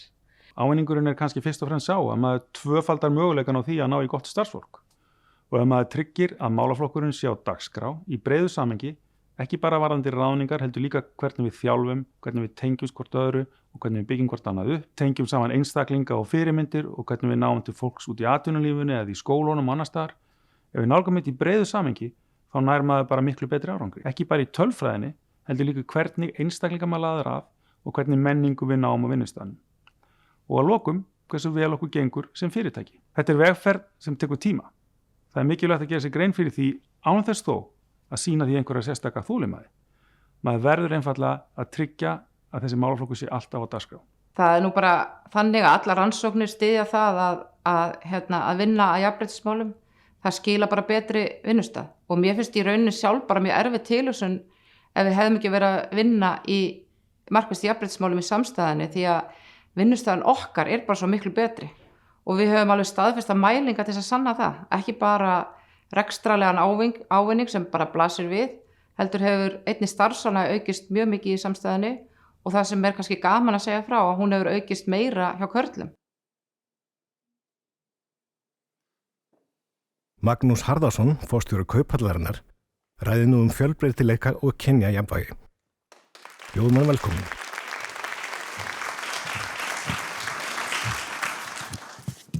Komið þið sæl. Áhersla á fjölbreytileika snýst í grundvallaratriðum jöfn tækifæri og að virkja krafta sem flestra til hagsbóta fyrir okkur öll. Og þó að stundur sé auðvelt að hugfallast út frá tölfræðinni eða dæmum mismunun, þá tel ég að þessi ástæða til bjartsýni. Tíðarandinn er að færast í rétta átt, að fleiri áttar sig á því að áhersla á fjölbreytileika og jöfn tækifæri bæti samfélagi sem við búum í. Þetta kemur meðal annars fram í regluverki og leiðbeiningum og þá ræður fjölbreytileiki í auknum mæli hvert fjárfestar beina fjármunum sínum og rannsóknin sína, eins og reyndar hefur komið fram hér hjá mörgum hér áður, að ef rétt haldið á spilunum, þá hefur fjölbreytileiki jákvæð áhrif á frammistöðu.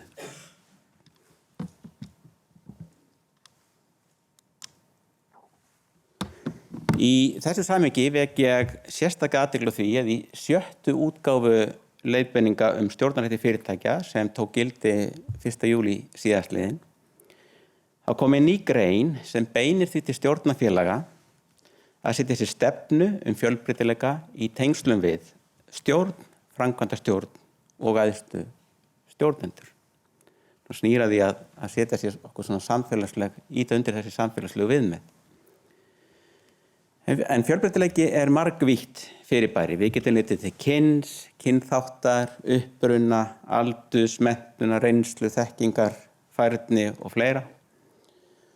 Og það ekki alltaf því auðvelt að mæla fjölbreytileika og meiri fjölbreytileika eina vítina getur við auðvitað á kostnað fjölbreytileika á aðra.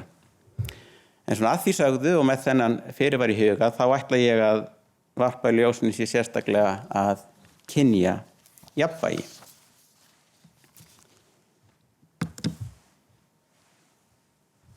Hvernig staðan það kemur að kynja jafnvægi í stjórnum og framkvæmdastjórnum skráðra félaga? Núna eru 26 félög skráð í Kauphöllinni. Hlutfall kvenna í stjórnum 46%. Það eins og einungis 3 konur stjórnarformin eða 12%, við 12% félagana. Hlutfall kvenna í framkvæmdastjórnum 27%. En eins og frægt þá einungis 1 kona forstjóri skráðs félag sem þýðir að það eru 4% forstjórar konur. Ég beini kastljósinu hér að skráðum félögum ekki vegna þess að þau standi sér verri en önnur fyrirtæki, heldur vegna þess að þau standa mér nærri og rannsókn sem ég vísa í hér og eftir nær einungis til skráðra fyrirtækja.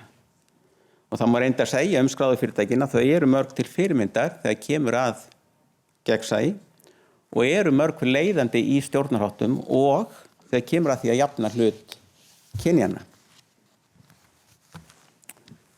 Svona til samanburðar við skráðfélög þá má nefna hlutfall kvenna í stjórnum í öllum félögum á Íslandi með 50 eða fleiri starfsmenn einungis 34%. En lögin kynjajafnvægi í stjórnum ná einmitt til félaga með fleiri en 50 starfsmenn. Og þá hlutfall kvenna meðal framkvæmdastjóra í öllum fyrirtækjum í Íslandi með 50 starfsmenn 16%. En hvort sem litið til skráðra eða óskráðra félaga, þá vaknar óneitanlega svo spurning hvers vegna hlutfall kvenna meðal forstjóra og í framkvæmdastjórnum ekki almennt hærra og hvað til ráða.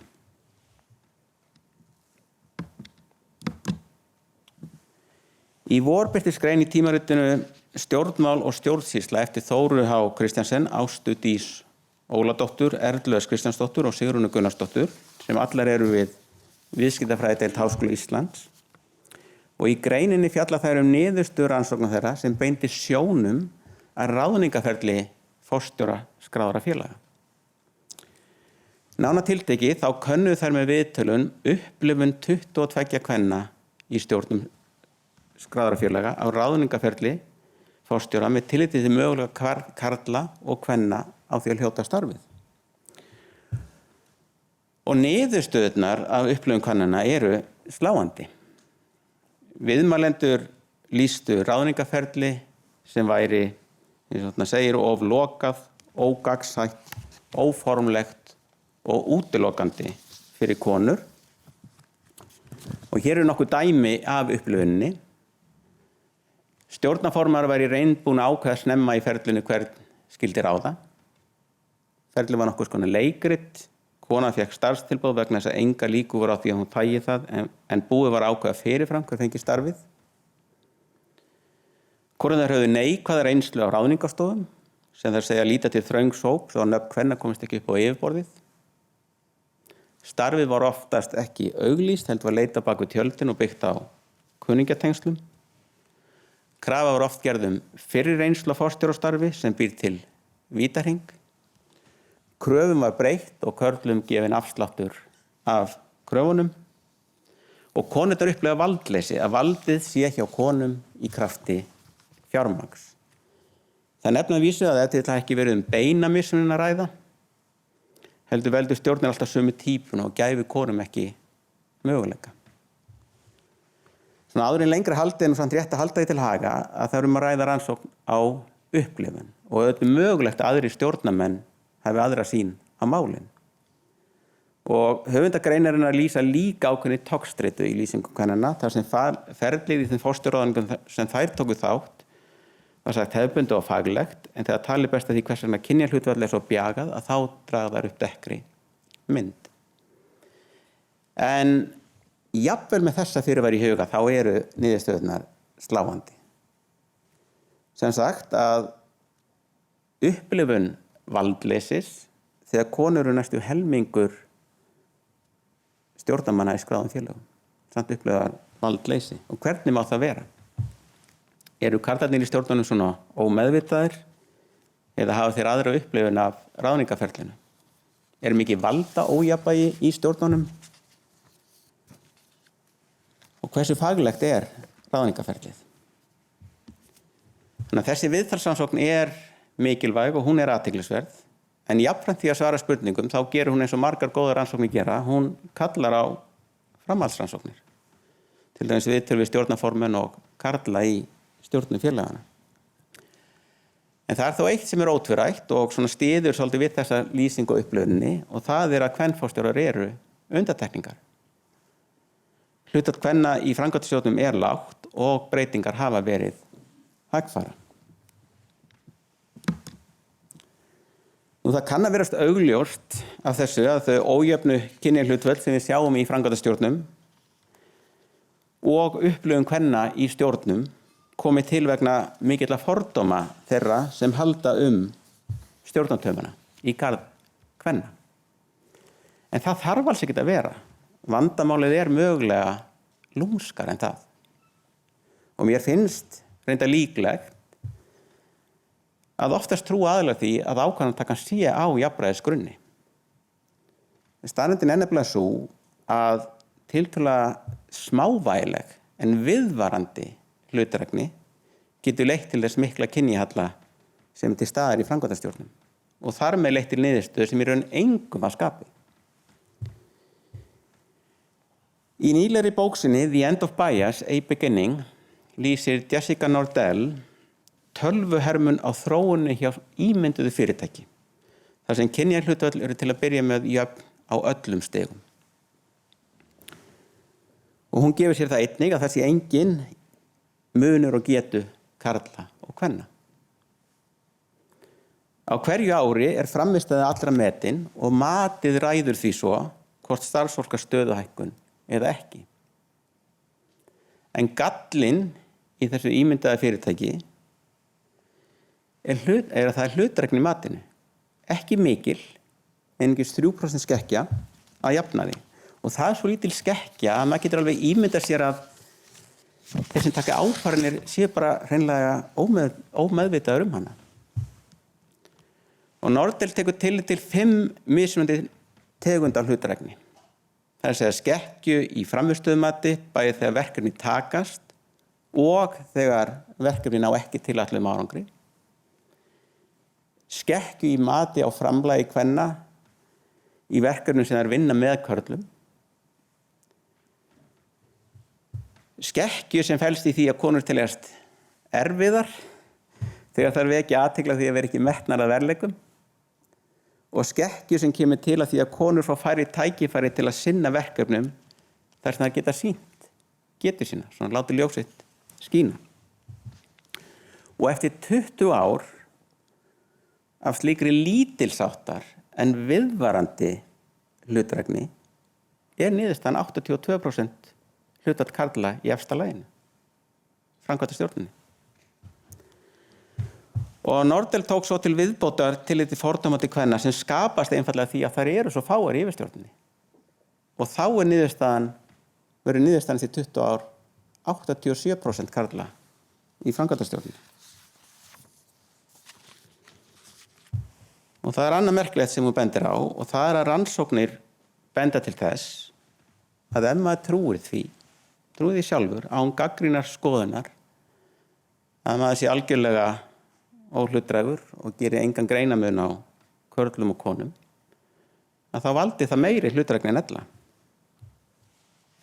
Leiðin til að takast á við fordóma virðist því ekki vera að gera ráð fyrir því að við séum öll eins, sem við erum klárlega ekki.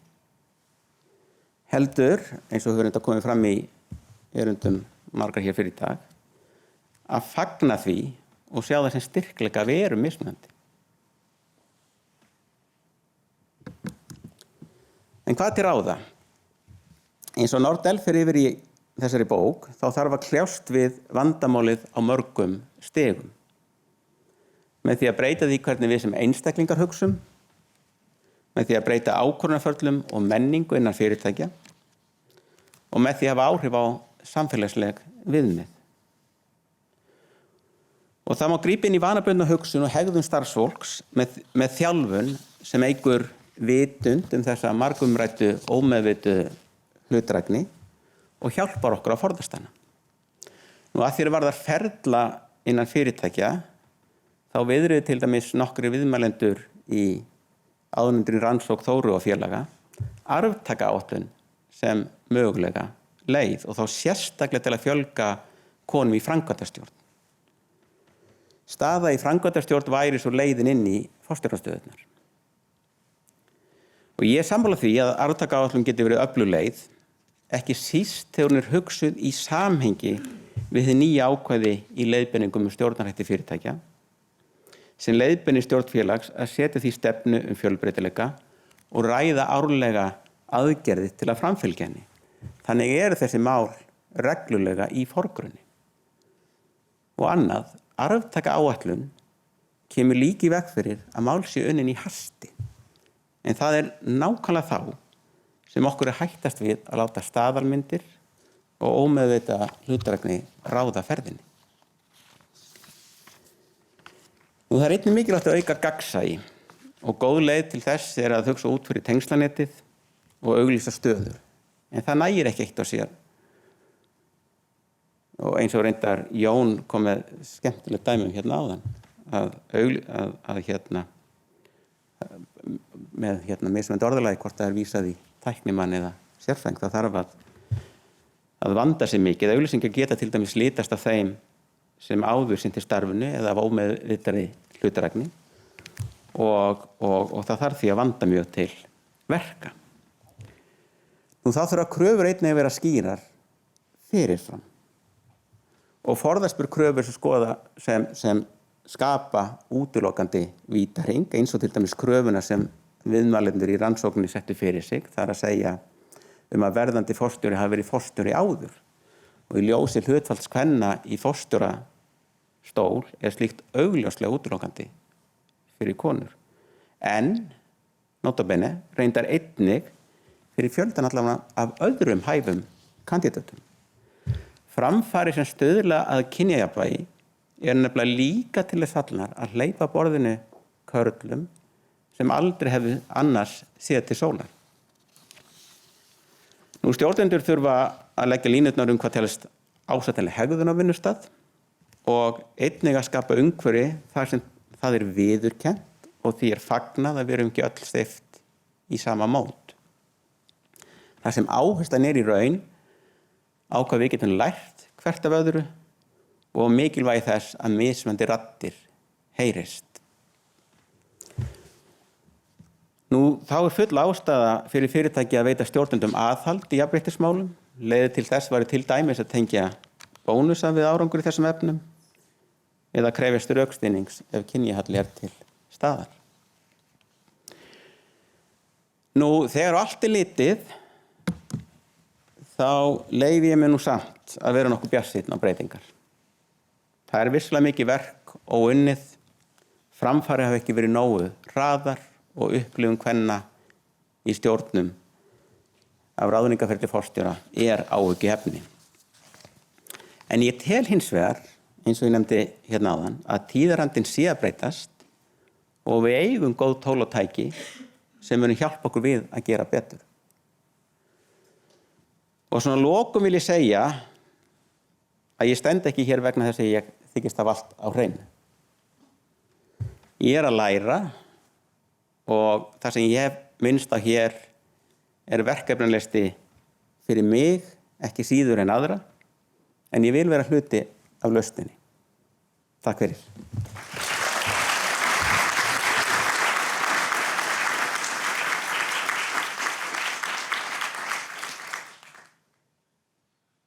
Næst stígur á stokk Þóri Vilhjálmsdóttir, eigandi og ráðgjafi hjá Empower og fjallar kynin og vinnustaðinn.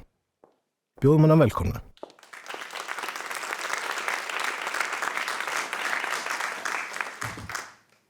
Já, takk kærlega fyrir að bjóða mér að vera með og það búið að vera voða gaman að hlusta ykkur sem voru hér á undan og áhugavert fyrir mig að heyra ykkur tala svolítið líka menninguna, af því það það sem að ég svo mikið að vinna með. Og eins og kemur hér fram oft og yfirskrift ráðstefnunnar, þá jafnrétti ákvörðun. En hvað gerir svo? Þegar búið að taka ákvörðun, þá hefst vegferð. Og það alltaf erfiðasti hlutin, sko. Það ekki að taka ákvörðuna, heldur að vinna verkefnið. Og ég vona að það sem ég með hér í dag sé að gefa ykkur fóður í það sem þið getið notað í þessari vegferð. Og hjálpa ykkur að skilja hvað það í menningunni sem verulega fyrirstað. Og við fórum á stað með þetta verkefni við hjá Empower og Viðskiptaráð, Háskóla Íslands og Gallup. Og þar var í fararbroddi Þorgerður Einarsdóttir, doktor, sem ég held að öðrum ólestum okkar mest reynslubolti í jafnréttismálum og rannsóknum. Og við hönnuðum þannig spurningaramma og markmiðið var að reyna að sjá hvað það í menningunni sem fyrirstaða. Við erum svo gjörn á að segja menningin fyrirstaða, en hvað það? Nú, ef við vitum ekki hvað það þá getum við ekki breytt því. Þannig að ég ætla að reyna að fara í gegnum nokkur atriði. Ég myndi helst vilja hafa þetta svona 2-3 tíma með ykkur að ræða þetta, en ég ætla að reyna að gera á 12 mínútum eitthvað, allavega svona það helsta, og svo getið þetta skoða sjálf svona eitthvað meira. En byrjum aðeins á þáttakendum. Við sendum spurningalista á 5.000 manns og fengum svör frá 2.000 aðilum og það voru 56% karlar og 44% konur. Og það ágætt að taka fram að við auðvitað spurðum báðum fólkum að merkja við kyn og þar voru auðvitað fleiri kyn en bara karl og kona, en við fengum eingöngu svör frá körlum og konum. Þess vegna ég bara að tala karla og konur í þessu erindi. Nú, það líka mikilvægt að við horfum aðeins á hópinn. Það almennt starfsfólk og svo það líka stjórnendur. Og í stjórnendahópnum voru 64% karlar og 36% konur. Þannig þið sjáu að við erum svona, þetta eftir hvað við mælum, eins og kom fram í máli Magnúsar hér áðan, hvort að við erum að horfa almennt, en ég meina Hagstofan, hún segir 23% að framkvæmdastjórum séu konur, þannig að við erum svona einhvern veginn sirka þarna á svipuðum slóðum og svona samfélagi sýnir okkur. Við ætlum að byrja á þessu. Við ákváðum að þetta yrði að vera inn í myndinni hjá okkur, bara hvernig skiptist heimilisábyrgð og umönnun. Og þetta auðvitað því miður, ég nú búin að vinna í jafnréttismálum í 20 ár og mér finnst dálítið leiðilegt að þurfum að spyrja þessar spurningar en þá, en það sýnir sig þessar niðurstöður að við þurfum að gera það. Það eru þessar 6 sinnum fleiri konur en karlar sem að bera megin ábyrgð á heimilisstörfum. Og þetta auðvitað dálítið svona sláandi niðurstöður. Þetta eru þá 26% kvenna og 4% karla. Og þarna áttu þetta megin ábyrgð. Og auðvitað getum við verið bara líka jákvæð bjartsýn og sagt, jú, það eru þá allavega þarna 74% sem að bera jafna ábyrgð á heimilinu, sem auðvitað frábært og mikil framför. En við viljum auðvitað sjá betri niðurstöð en þetta. Annað sem áhugavert, að þegar við förum að horfa á stjórnendahópinn, þá verður myndin enn skakkari. Og þarna sjáum við það eru 29% kvenna sem eru stjórnendur sem að bera megin ábyrgð á heimilinu, en 2% karla. Þannig það eru færri karlar en fleiri konur. Og við erum auðvitað ekki með ástæðuna fyrir þessu, en það er svona ýmislegt sem maður getur sér til En þetta segir okkur það að þær konur sem eru stjórnendur eru svona yfir höfuð að fleiri konur að bera megin ábyrgð á heimilinu. Og þetta er auðvitað þessi svona þriðja vakt að vera framkvæmdastjóri heimilisins. Þannig að þú ert ekki bara í vinnunni, í krefjandi starfi, heldur eftir líka að sjá allt hitt sem við kemur heimilinu.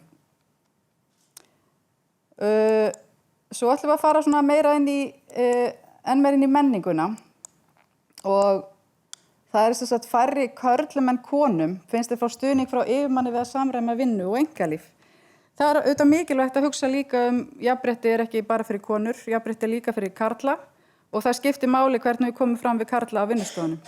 Þeir verða líka að fá heimild fyrir því að mega sinna fjölskyldustörfum. Og þá er ekki bara varðar stjórnendur, heldur einnig menninguna og hvernig talað til þeirra karla sem vilja sinna bera ábyrgð á heimilinu. Nú, hérna sjáum þið þessar súlur, þar sem við erum að horfa á fyrst á þá sem eru með karlkyns stjórnanda. Þar eru bæði konur og karlar með karlkyns stjórnanda.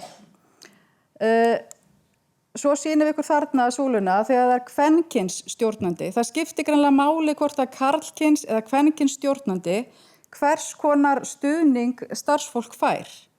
Og þarna sjáum við að kvenkyns stjórnendur eru að veita meiri stuðning varðandi það að samræma atvinnu og fjölskyldulíf. Og það er meiri munur þarna á milli hjá körlunum heldur en hjá konunum eins og þið sjáið. Ætlum að halda aðeins áfram með þetta. Og það er þetta áfram að karlar upplifa meiri stuðning frá kvenstjórnanda en karlstjórnanda þegar kemur að framgangi starfi. Þetta er líka mjög áhugavert. Og þarna sjáum við karla og konur með karlstjórnanda og þarna sjáum við að konurnar fá meiri stuðning heldur en karlarnir. Og svo þegar við horfum á kvenkyns stjórnendur að þá sjáum við að það eru meiri líkur á því að karlarnir fái stuðning frá kvenkyns stjórnanda heldur en karlkyns við framgang í starfi. Þetta þótti okkur mjög áhugavert að sjá. En það er ekki mikill munur hjá konunum eins og sjáið. Og bara valla neitt munur. Nú höldum maður áfram. Nú erum við komið meira svona í samskipti og svona upplifun af menningu. En þarna sjáum helmingi fleiri kvenstjórnendur en karlstjórnendur hafa upplifað að tala það hafi verið niður til þeirra á vinnustað. Og það sem ég kannski að fara yfir núna gæti verið dálítið skýringin á því þegar við höfum oft heyrt talað það að kvenstjórnendur stoppi kannski styttra við og jafnvel, séu svona eigi erfiðara uppdráttar. Það gæti verið margt sem kemur fram hér sem gæti verið skýring á því. Nú, þarna sjáum við bara töluverðan mun að það eru fleiri konur. Þú veist, við mögum ekki gleyma því að þetta eru nokkuð prósentustig en þetta skiptir allt rosalega miklu máli.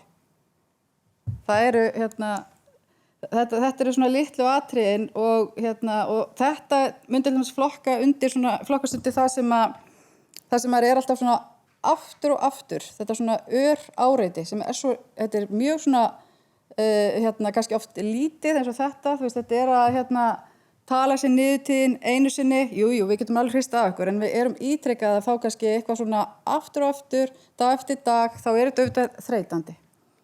Og það er það sem kannski er að konur sérstaklega sem eru stjórnendur finnst oft erfitt. Og það sem ég er að túlka er kannski líka það sem við erum að sjá í djúpviðtölum þar sem við erum að vinna með fyrirtækjum, þar getum við oft fundið skýringar á svona þessum prósentutölum sem við erum að sjá hér. En það sem er líka áhugavert er að líkurnar aukast á því að konur upplifi að sér tala niður til þeirra þegar verða stjórnendur. Og þarna sjáum við að það eru 13,4% þeirra sem eru stjórnendur sem hafa upplifað þetta, sem eru konur, og karlar 6,7%. Þarna er eiginlega svona helmingsmunur, þannig að þarna munar miklu. Nú ætlum að halda áfram með þetta. aðeins tilbaka, þrefalt fleiri kvenstjórnendur en karlstjórnendur upplifa að þurft að sanna sig meira á vinnustað. Þetta er svona eitthvað, þetta er í svona sömu fjölskyldunni og ég var að tala um hér áðan. Þetta er ákveðin viðhorf. Og þarna sjáum við bara almennt starfsfólk og þarna er munur. Þarna sjáum við að það er, þetta eru svona 11% á móti 6%. Og þarna er aftur sama sagan. Þegar við erum komin í stjórnendahópinn, þá brekka bilið og enn meira þarna sjáum við. Þarna erum við alveg með þrefalt fleiri konur en karlar, stjórnendur, sem að upplifa að það hafi verið talað niður til þeirra.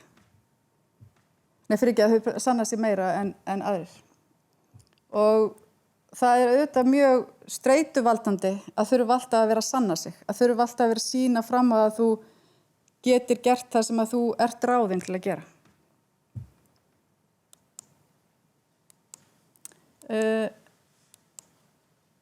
Hérna heldum við áfram. Hérna erum við áfram að vinna með samskipti. Það eru helmingi fleiri kvenstjórnendur en karlstjórnendur sem upplifa dómgreind þeirra sé dregin í efa. Þannig að við erum að halda áfram með svona þetta. Og þessi atriði sem við erum að draga hér fram, eins og að draga dómgreind í efa, þurfa að sanna sig meira, þetta hefur allt með menningu að gera. Þannig erum við að draga fram þætti sem eru skýra, sem eru að einkenna menningu, sem eru ákveðin samskipti. Hérna sjáum við dálítið mun þegar við erum komin í stjórnendahópinn. Það eru svona, þarna eru 15% kvenna sem að upplifa dómgreind þeirra sé dregin í efa. En hjá körlunum þar skiptir greinilega litlu máli hvort þú ert stjórnandi ekki, það eru svona 10% sem eru að upplifa þetta. En leið og konur orðnir stjórnendur, að þá virðast þær vera að upplifa þarna meiri mótlæti heldur en karlarnir. Og þetta er náttúrulega svolítið svona eins og ég segi, þetta er svona svipa á það sem við vorum að horfa á hérna áðan, þetta draga dómgreind í efa er að efast að þú getur sinnt starfinu nógu vel. Og svo er þetta líka hérna mjög áhugavert að þegar að konur vera stjórnendur, þá eru helmingi meiri líkur af því að þær sé að upplifa svona óviðeigandi brandara og grófan talsmáta á vinnustæðnum. Hérna erum við að horfa á almennt starfsfólk, þarna ber ekki mikið á milli en því miður það þurfa milli 6 og 7% starfsfólks að upplifa eitthvað svona. Og vonandi erum við að sjá þetta vera nú í undanhaldi á vinnustöðum. En þegar konur eru orðnar stjórnendur og þá nálgast þetta meira 10%. Og það er alveg athyglisvert að sjá það að konur virðast upplifa þetta frekar. Kannski fá þær aðgang þar að einhverju ákveðnum hóp sem að var þeim hulinn áður, sem að karlarnir hafði frekar aðgang að áður, þannig að þeir eru ekki alveg að upplifa sömu kannski breytingu. Við vitum það ekki alveg hvað það er sem að veldur þessu. En svona á heildina litið, ef við erum að horfa aðeins á viðhorf og samskipti, það er meiri fórnarkostnaður fyrir konur greinilega að verða stjórnendur. Því þær eru að bera ábyrgðina á heimilinu og þær eru líka að mæta meira mótlæti á vinnustæðnum í menningunni. Þannig að það kannski skýrir það sem við erum að sjá hér á næstu glæru. Hérna spurðum við, hefur þú áhuga á að vera stjórnandi? Og þarna verða athuga svörin eru þarna, sem sagt, segist hafa mjög eða frekar lítinn áhuga. Þetta er þau sem hafa lítinn áhuga. Og þarna eru miklu fleiri konur sem segast hafa lítinn áhuga að vera stjórnendur. 47% og 35% karla. Og þegar ég glæru það sem ég sýna ykkur hér á undan, þá kemur hann ekki óvart að það sé ekki fleiri konur sem hafa áhuga að vera stjórnendur ef að þetta er þeirra raunveruleiki og það sem mætir þeim þegar þeir að verða stjórnendur. Og svo er þetta líka athyglisvert, hefur verið horft fram hjá þér vegna kynsþíns þegar að það hefur verið raunverulega tækifæri á framgangi. Og þarna sjáum við að það er þarna fjórðungur kvenna sem hefur upplifað það að það sé horft fram hjá þeim vegna kynsþíns þegar kemur að framgangi og 17% karla. Þannig að þarna ber dálítið á milli. Og bara svona stutt samantakt þá virðist það vera þannig að það er enn fleiri konur en karlar sem að bera megin ábyrgð á fjölskyldunni og fjölskyldu ábyrgð. Karlar fá ekki eins mikinn stuðning og konur frá stjórnendum. þegar kemur að fjölskylduábyrgðinni og það virðist vera betra fyrir karla að hafa kvenstjórnendur heldur en karlstjórnendur þegar bæði kemur að fjölskylduábyrgð og framgangi. Nú, kvenstjórnendur eru líklega þurfa að sanna sig meira eða lendi því að dómgreind þeirra sé dregin í efa og það virðist vera meiri fórnarkostnaður fólginn í því fyrir konur að vera stjórnendur en karla, nú vegna fjölskylduábyrgðar og áskorunina í menningunni. Og ég ætla bara að enda á þessu hér því að ég vonast til þess að þið viljið fá meiri upplýsingar því það eru náttúrulega fleiri svör sem eru áhugaverð, þannig að endilega farið bara á vefsíðuna empower.is og skoðið þetta og bara nýti ykkur þessar niðurstöður, nýti það til þess að ná þessum frábæra árangri. Ég vil óska ykkur til hamingju sem að voruð að taka þátt í núna í fyrsta skipti í Jafnvægisvoginni og vill óska líka FKA til hamingju með þetta frábæra verkefni og takk fyrir að taka af skarið. Og takk kærlega fyrir mig. Njótið dagsins.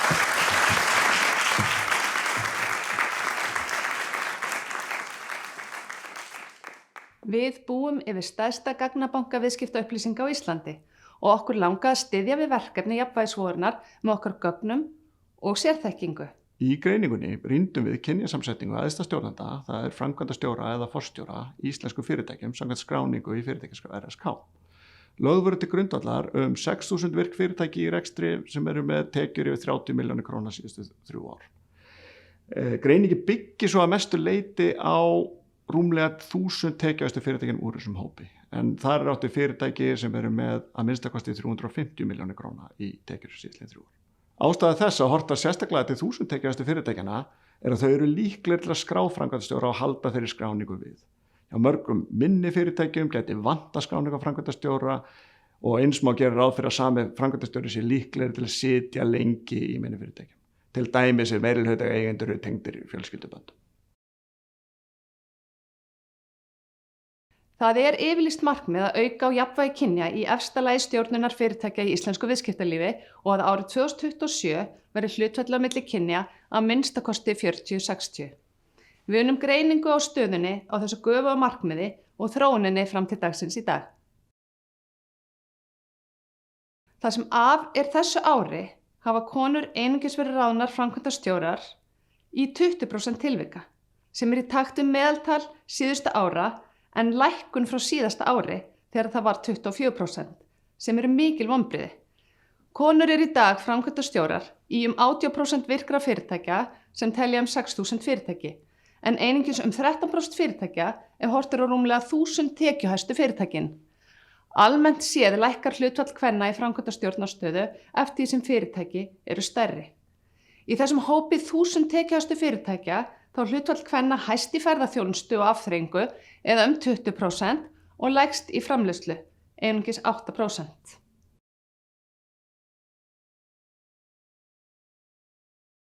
Þetta er ekki að lagast að sjálfu sér og það þarf að bregðast við. Það væri mögulega hægt að fullyrða að þetta væri að lagast ef tölurnar sýndu fram á að hlutfall kvenna af nýráningum væri stöðugt að vaxa á ekkert markverðan hátt. En svo er ekki raunin. Hlutfall kvenna af nýráningum er búið að vera frekar stöðu síðustu 10 ár, í kringum 20%, og engin sérstök merki að það sé að breytast. Til að hlutfall kynjana í framkvæmdastjórastöðum verði nokkuð jafnt fyrir árið 2027, þyrfti hlutfall kvenna í nýráningum strax að verða 70%. Eitt af markmiðum Jafnvægisvogarinnar er að veita viðurkenningar og draga fram í sviðsljósið þá þáttakendur sem hafa náð markmiðum að jafna hlutfall kynja í efsta lagi stjórnunar, í að minnstakosti 40 á móti 60. Á ráðstefnu Jafnvægisvogarinnar 2020 hlutu 34 fyrirtæki, 5 sveitafélög og 6 stofnanir viðurkenninguna. Í ár hluta 37 fyrirtæki, 7 sveitafélög og 8 stofnanir viðurkenninguna. Samtals eru viðurkenningarhafar því 53 og hluta aukningum 7 á milli ára. Þær verða nú veittar í mynduðri RÚV. Undanfarin ár hefur Elísa Reid, forsetafrú, veitt viðurkenningar fyrir hönd FKA. Elísa flytur nú ávarp og kynnir viðurkenningar hafa Jafnvægisvogarinnar árið 2021.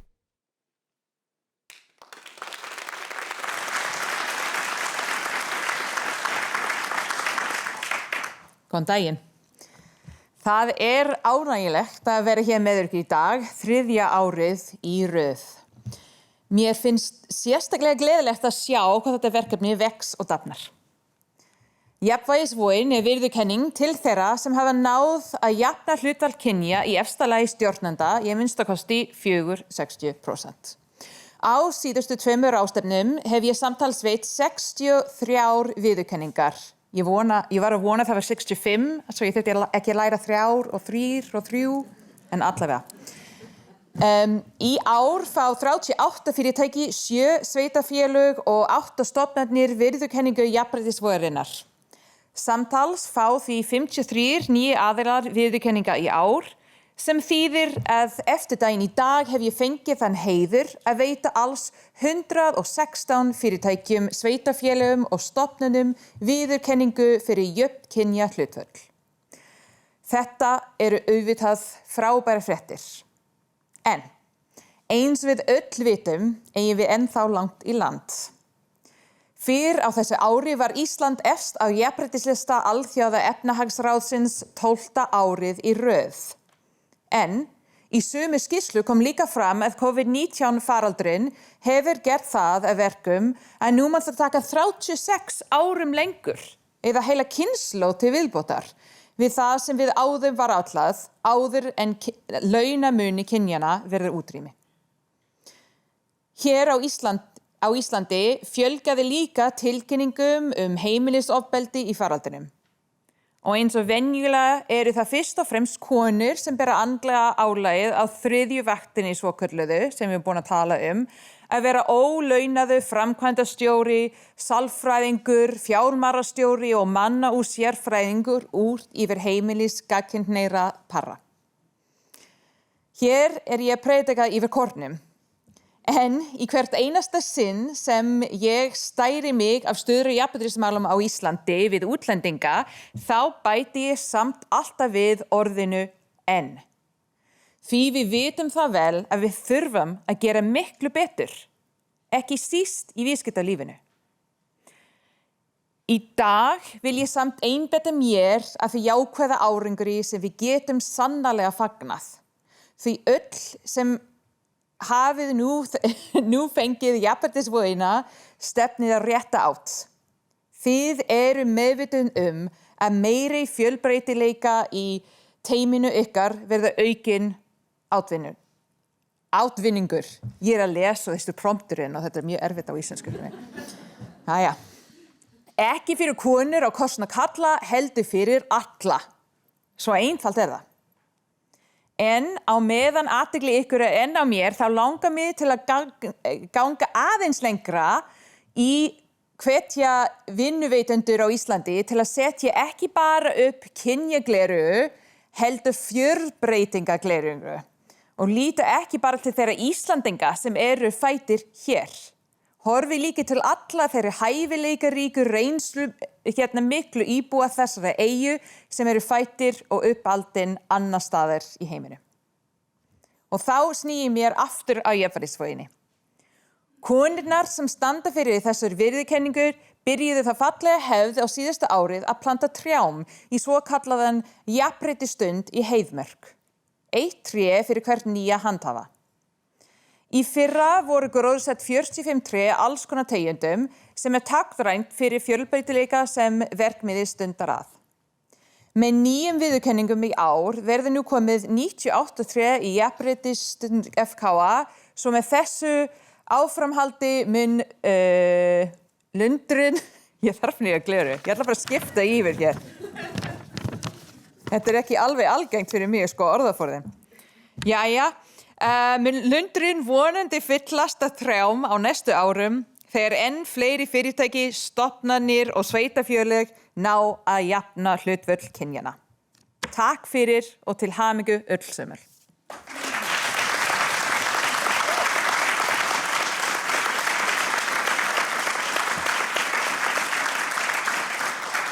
Núna loksins kemur því að afhenda viðurkenninguna. Núna einhver til að hjálpa mér.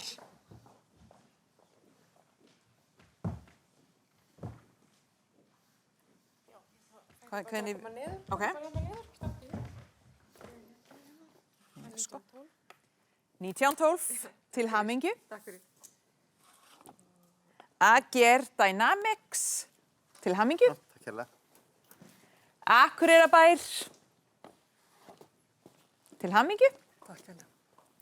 Arion banki, til hamingju. Takk fyrir. Atmonia, til hamingju. Takk fyrir. BL, til hamingju. Takk fyrir. Bigo. Ja, til hamingju. Takk. Center Hotels, núna, til hamingju. Takk hérlega. Coca-Cola European Partners á Íslandi, til hamingju. Takk hérlega. Fangelsismálastofnun, til hamingju. Félagsbústaðir, til hamingju. Takk fyrir. Takk. Flyplay, til hamingju.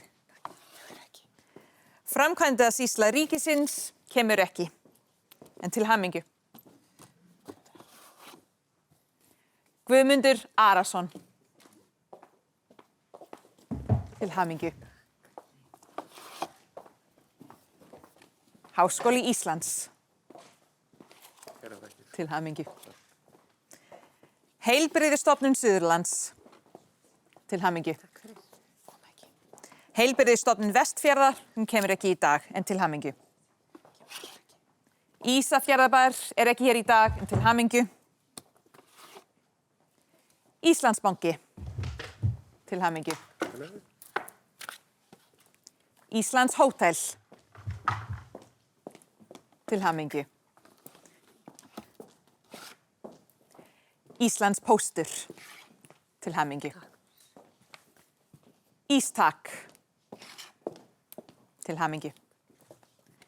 Krónan, til hamingju. Landhelgisgæsla Íslands, til hamingju. Lota, til hamingju. LSR, til hamingju. Líf og heilsa kemur ekki, til hamingju. Liftja, til hamingju. Múlaþing, til hamingju. Norðural Grundartangi, til hamingju. Takk fyrir. Heldum að borðið. Já. Sko.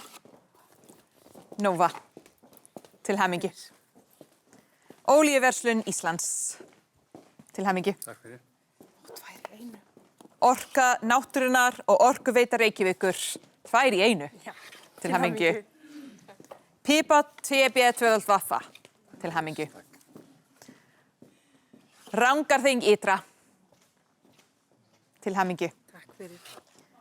Reykjanesbær, til hamingju. Takk. Rio Tinto á Íslandi, Takk. til hamingju. RÚV, til hamingju. Samkaup, til hamingju. Seðlabanki Íslands, til hamingju. Takk fyrir. Seltjarnarnesbær, til hamingju. Sjóvá, til hamingju. Skatturinn, til hamingju. Solar EHF kemur ekki, en til hamingju. Tryggja, til hamingju. Valitor, til hamingju. Veritas, til hamingju. Takk. Vesturbyggð, til hamingju. Vélsmiðjar Suðurlands kemur ekki, til hamingju. Vaffi G, til hamingju. Var rétt, átti að vera við, eða Vaffi G. Frábært, takk, til hamingju. Vís, til hamingju. Vörður, Til hamingju. Til hamingju allir og takk allir sem tóku tíman til að koma og taka á móti þetta. Takk.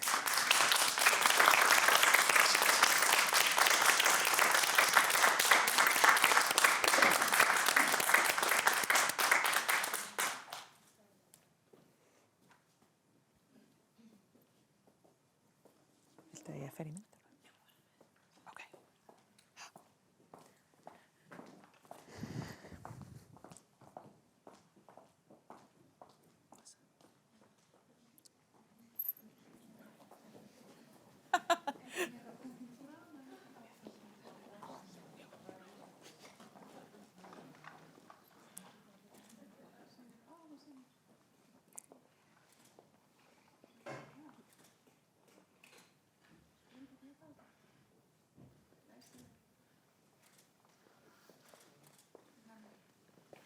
Takk. Til hamingju.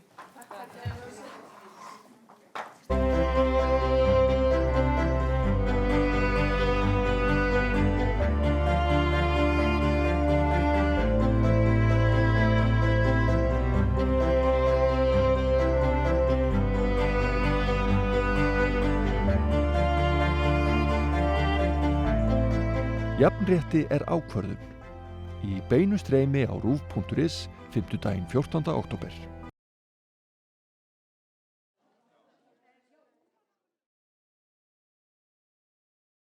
Að lokum mun Sigríður Hrund Pétursdóttir, formaður FKA, flytja ávarp. Vertu velkomin.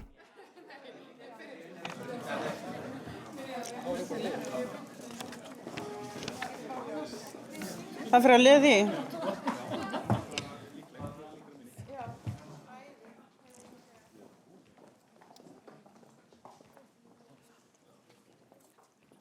Góðan daginn. Þetta hafði aldrei tekist fyrir COVID. Við höfum aldrei getað raðað okkur svona vel og fallega og skipulega upp.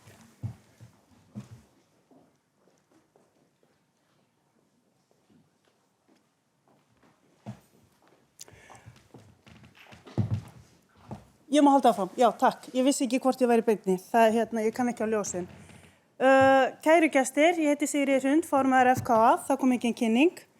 Mér langar að óska okkur innilega til hamingju með Jafnvægisvog FKA 2021. Það alveg einstakt og þakkarvert að við öll skulum leyfa okkur að halda og hampa þessu mikilvæga verkefni sem Jafnvægisvogin af því að við erum að varða veginn á jafnréttisgöngu Íslands. Ákvörðunin hefur verið tekin af okkur öllum, við heyrðum það hér í dag. Erindi dagsins bera með sér að við erum í útfærsluæfingum, linnulaust af fullum krafti á mismunandi vegu og með allskyns árangri. Það einstakt, frábært og eftirtektarvert, ekki auðvelt. Það sem hjálpar til þegar verið að ganga gegn hefðum, venjum og ráðandi gildum fyrir tíma ekki einungis hinn sameiginlega ákvörðun sem við höfum öll tekið, heldur einnig styrkur stuðningur ólíkra hagsmunahópa. Fyrst ber að nefna fræðasamfélagið sem styður okkur öll með því að leggja til rannsóknir á jafnréttismálum og birtir niðurstöður jöfnum höndum til að varða okkur leiðina. Næst skal nefna hið opinbera sem setur lög og reglur til að greiða leiðina, til dæmis kröfuna jafnlaunavottanir og jafnan rétt foreldra til fæðingarorlofs og gerir gott betur með því að stilla eigin innri rekstur af og lögbinda jafnan rétt kynja í nefndum ráðum og stöðuveitingum. En þar sem okkur gengur hvar hægast í okkar æfingum í einkageiranum. Hvort sem að ræða í framkvæmdastjórnum, stjórnum eða skráðum kauphallafélögum, erfiða íþróttatalan 14.2 bliknar við hlið sorglegri stöðu í kauphallinni 19.1, konum í óvill. En hér einstakt tækifæri til úrbóta og við höfum gefið okkur sjálfum Jafnvægisvog FKA til að minna okkur á, styrkja og hvetja. Og lærdómsraddir þeirra leiðtoga sem töluðu hér í dag vísa okkur vegina betri stöðu. Við erum á réttri leið. Og af hverju stend ég hérna í bláum kjól og boða breytta tíma? Það er því að það eru breytitímar og við erum breytingin. Alþjóðavæðing nútíman setur Ísland sem skástræti í alheimsþorpinu. Það er staðsetning sem við komumst ekki undan. Nýjir mælikvarðar rekstur fyrirtækja kveða meðal annars á sjálfbærni og samfélagsábyrgð og þar skora jafnrétti og fjölbreytni hátt. Jafnrétti og fjölbreytni eru lykilbreytur sem einblína á að fá ólíkar fleiri raddir á borðinu, hagkerfinu öllu til hagsbóta, samfélaginu til gift og gæfusemi. Það er eitt stærsta hagsmunamál samtímans að útrýma lýðbreytum sem aldrei kyn og uppruna úr atvinnulífinu til að undirbúa frjóan svörð fyrir grósku komandi tíma. Að baki jafnvægisvoginni er styrkur og samstiltur hópur sem vinnur ötullega að jafnrétti í okkar þágu. Fyrst og fremst ber að þakka Skógræktarfélagi Reykjavíkur fyrir að útvega okkur öllum yndislega staðsetningu, bestu staðsetninguna í Heiðmörk, sem gerir okkur kleift að gróðursetja á tákgrannan máta eitt tré fyrir hvern viðurkenningarhafa á hverju ári. Og nú eigum við öll 98 jafnréttistré í Heiðmörk. Jafnréttisskógurinn bíður eftir okkur. Þakkir fyrir handleiðslu og aðhlynningu við Jafnréttislundin fá Margrét Valdimarsdóttir, verkefnastýra, og Auður Kjartansdóttir. Hún er fyrst að framkvæmda stýra Skógræktarfélagsins frá stofnun þess fyrir 120 árum síðan, en þar hafa verið margir stjórar. Gróðrastöðinni Þöll sendum við einnig innilega þakkir fyrir aðstoð við val á trjám og stuðning við jafnvægisvogina. Kjarnateymið að baki jafnvægisvogarinnar er illsjáanlegt, en það framkvæmir allt sem þurfa þykir í kringum þennan dýrmæta viðburð í þágu jafnréttis fyrir okkur öll. Frá upphafi verkefnisins hafa tannhjól kjarnateymisins samanstæðið af auglýsingastofunni Pipar TBVA sem framlegir allt markaðsefni, auglýsinga, netborða, efni fyrir viðburðin, myndbönd, endalausa hugmyndavinnu og útfærsluatriði til handa verkefninu. Deloitte hefur safnað gögnum og haldið utanum jafnréttismælaborð. Sjóvá leggur þunga vikt á vogarskálar jafnvægisvogarinnar og er dyggur stuðningsaðili, sem og við sjálf í gegnum forsætisráðuneytið sem er máttarstólpi og styður fjárhagslega við verkefnið. Í ár er RÚV í þessu teymi og hefur starfsfólk hér innanhús lagt fram dýrmæta vinnu við undirbúning, upptökur og framleiðslu á þessum veglega og frambærilega viðburði. Hjá hverjum hlut að eiganda er ómetanleg vinna hér að baki, en trúin ákvörðunina að jafnrétti og hvatningi til framkvæmda knýr okkur öll áfram, okkur öllum til hagsbóta. Við færum Herði Vilberg, fundarstjóra, sem talaði inn á umslögin, þakkir fyrir að gefa tíma sinni í þetta verkefni, Bíkó, Órigó og Höfðaborg fyrir að lána okkur fánaborgir og rými svo við gætum mynd á jafnvægishallan á tákgrannan máta í vikunni í Borgartúni og Advania fyrir aðstoð við upptökur á myndböndum.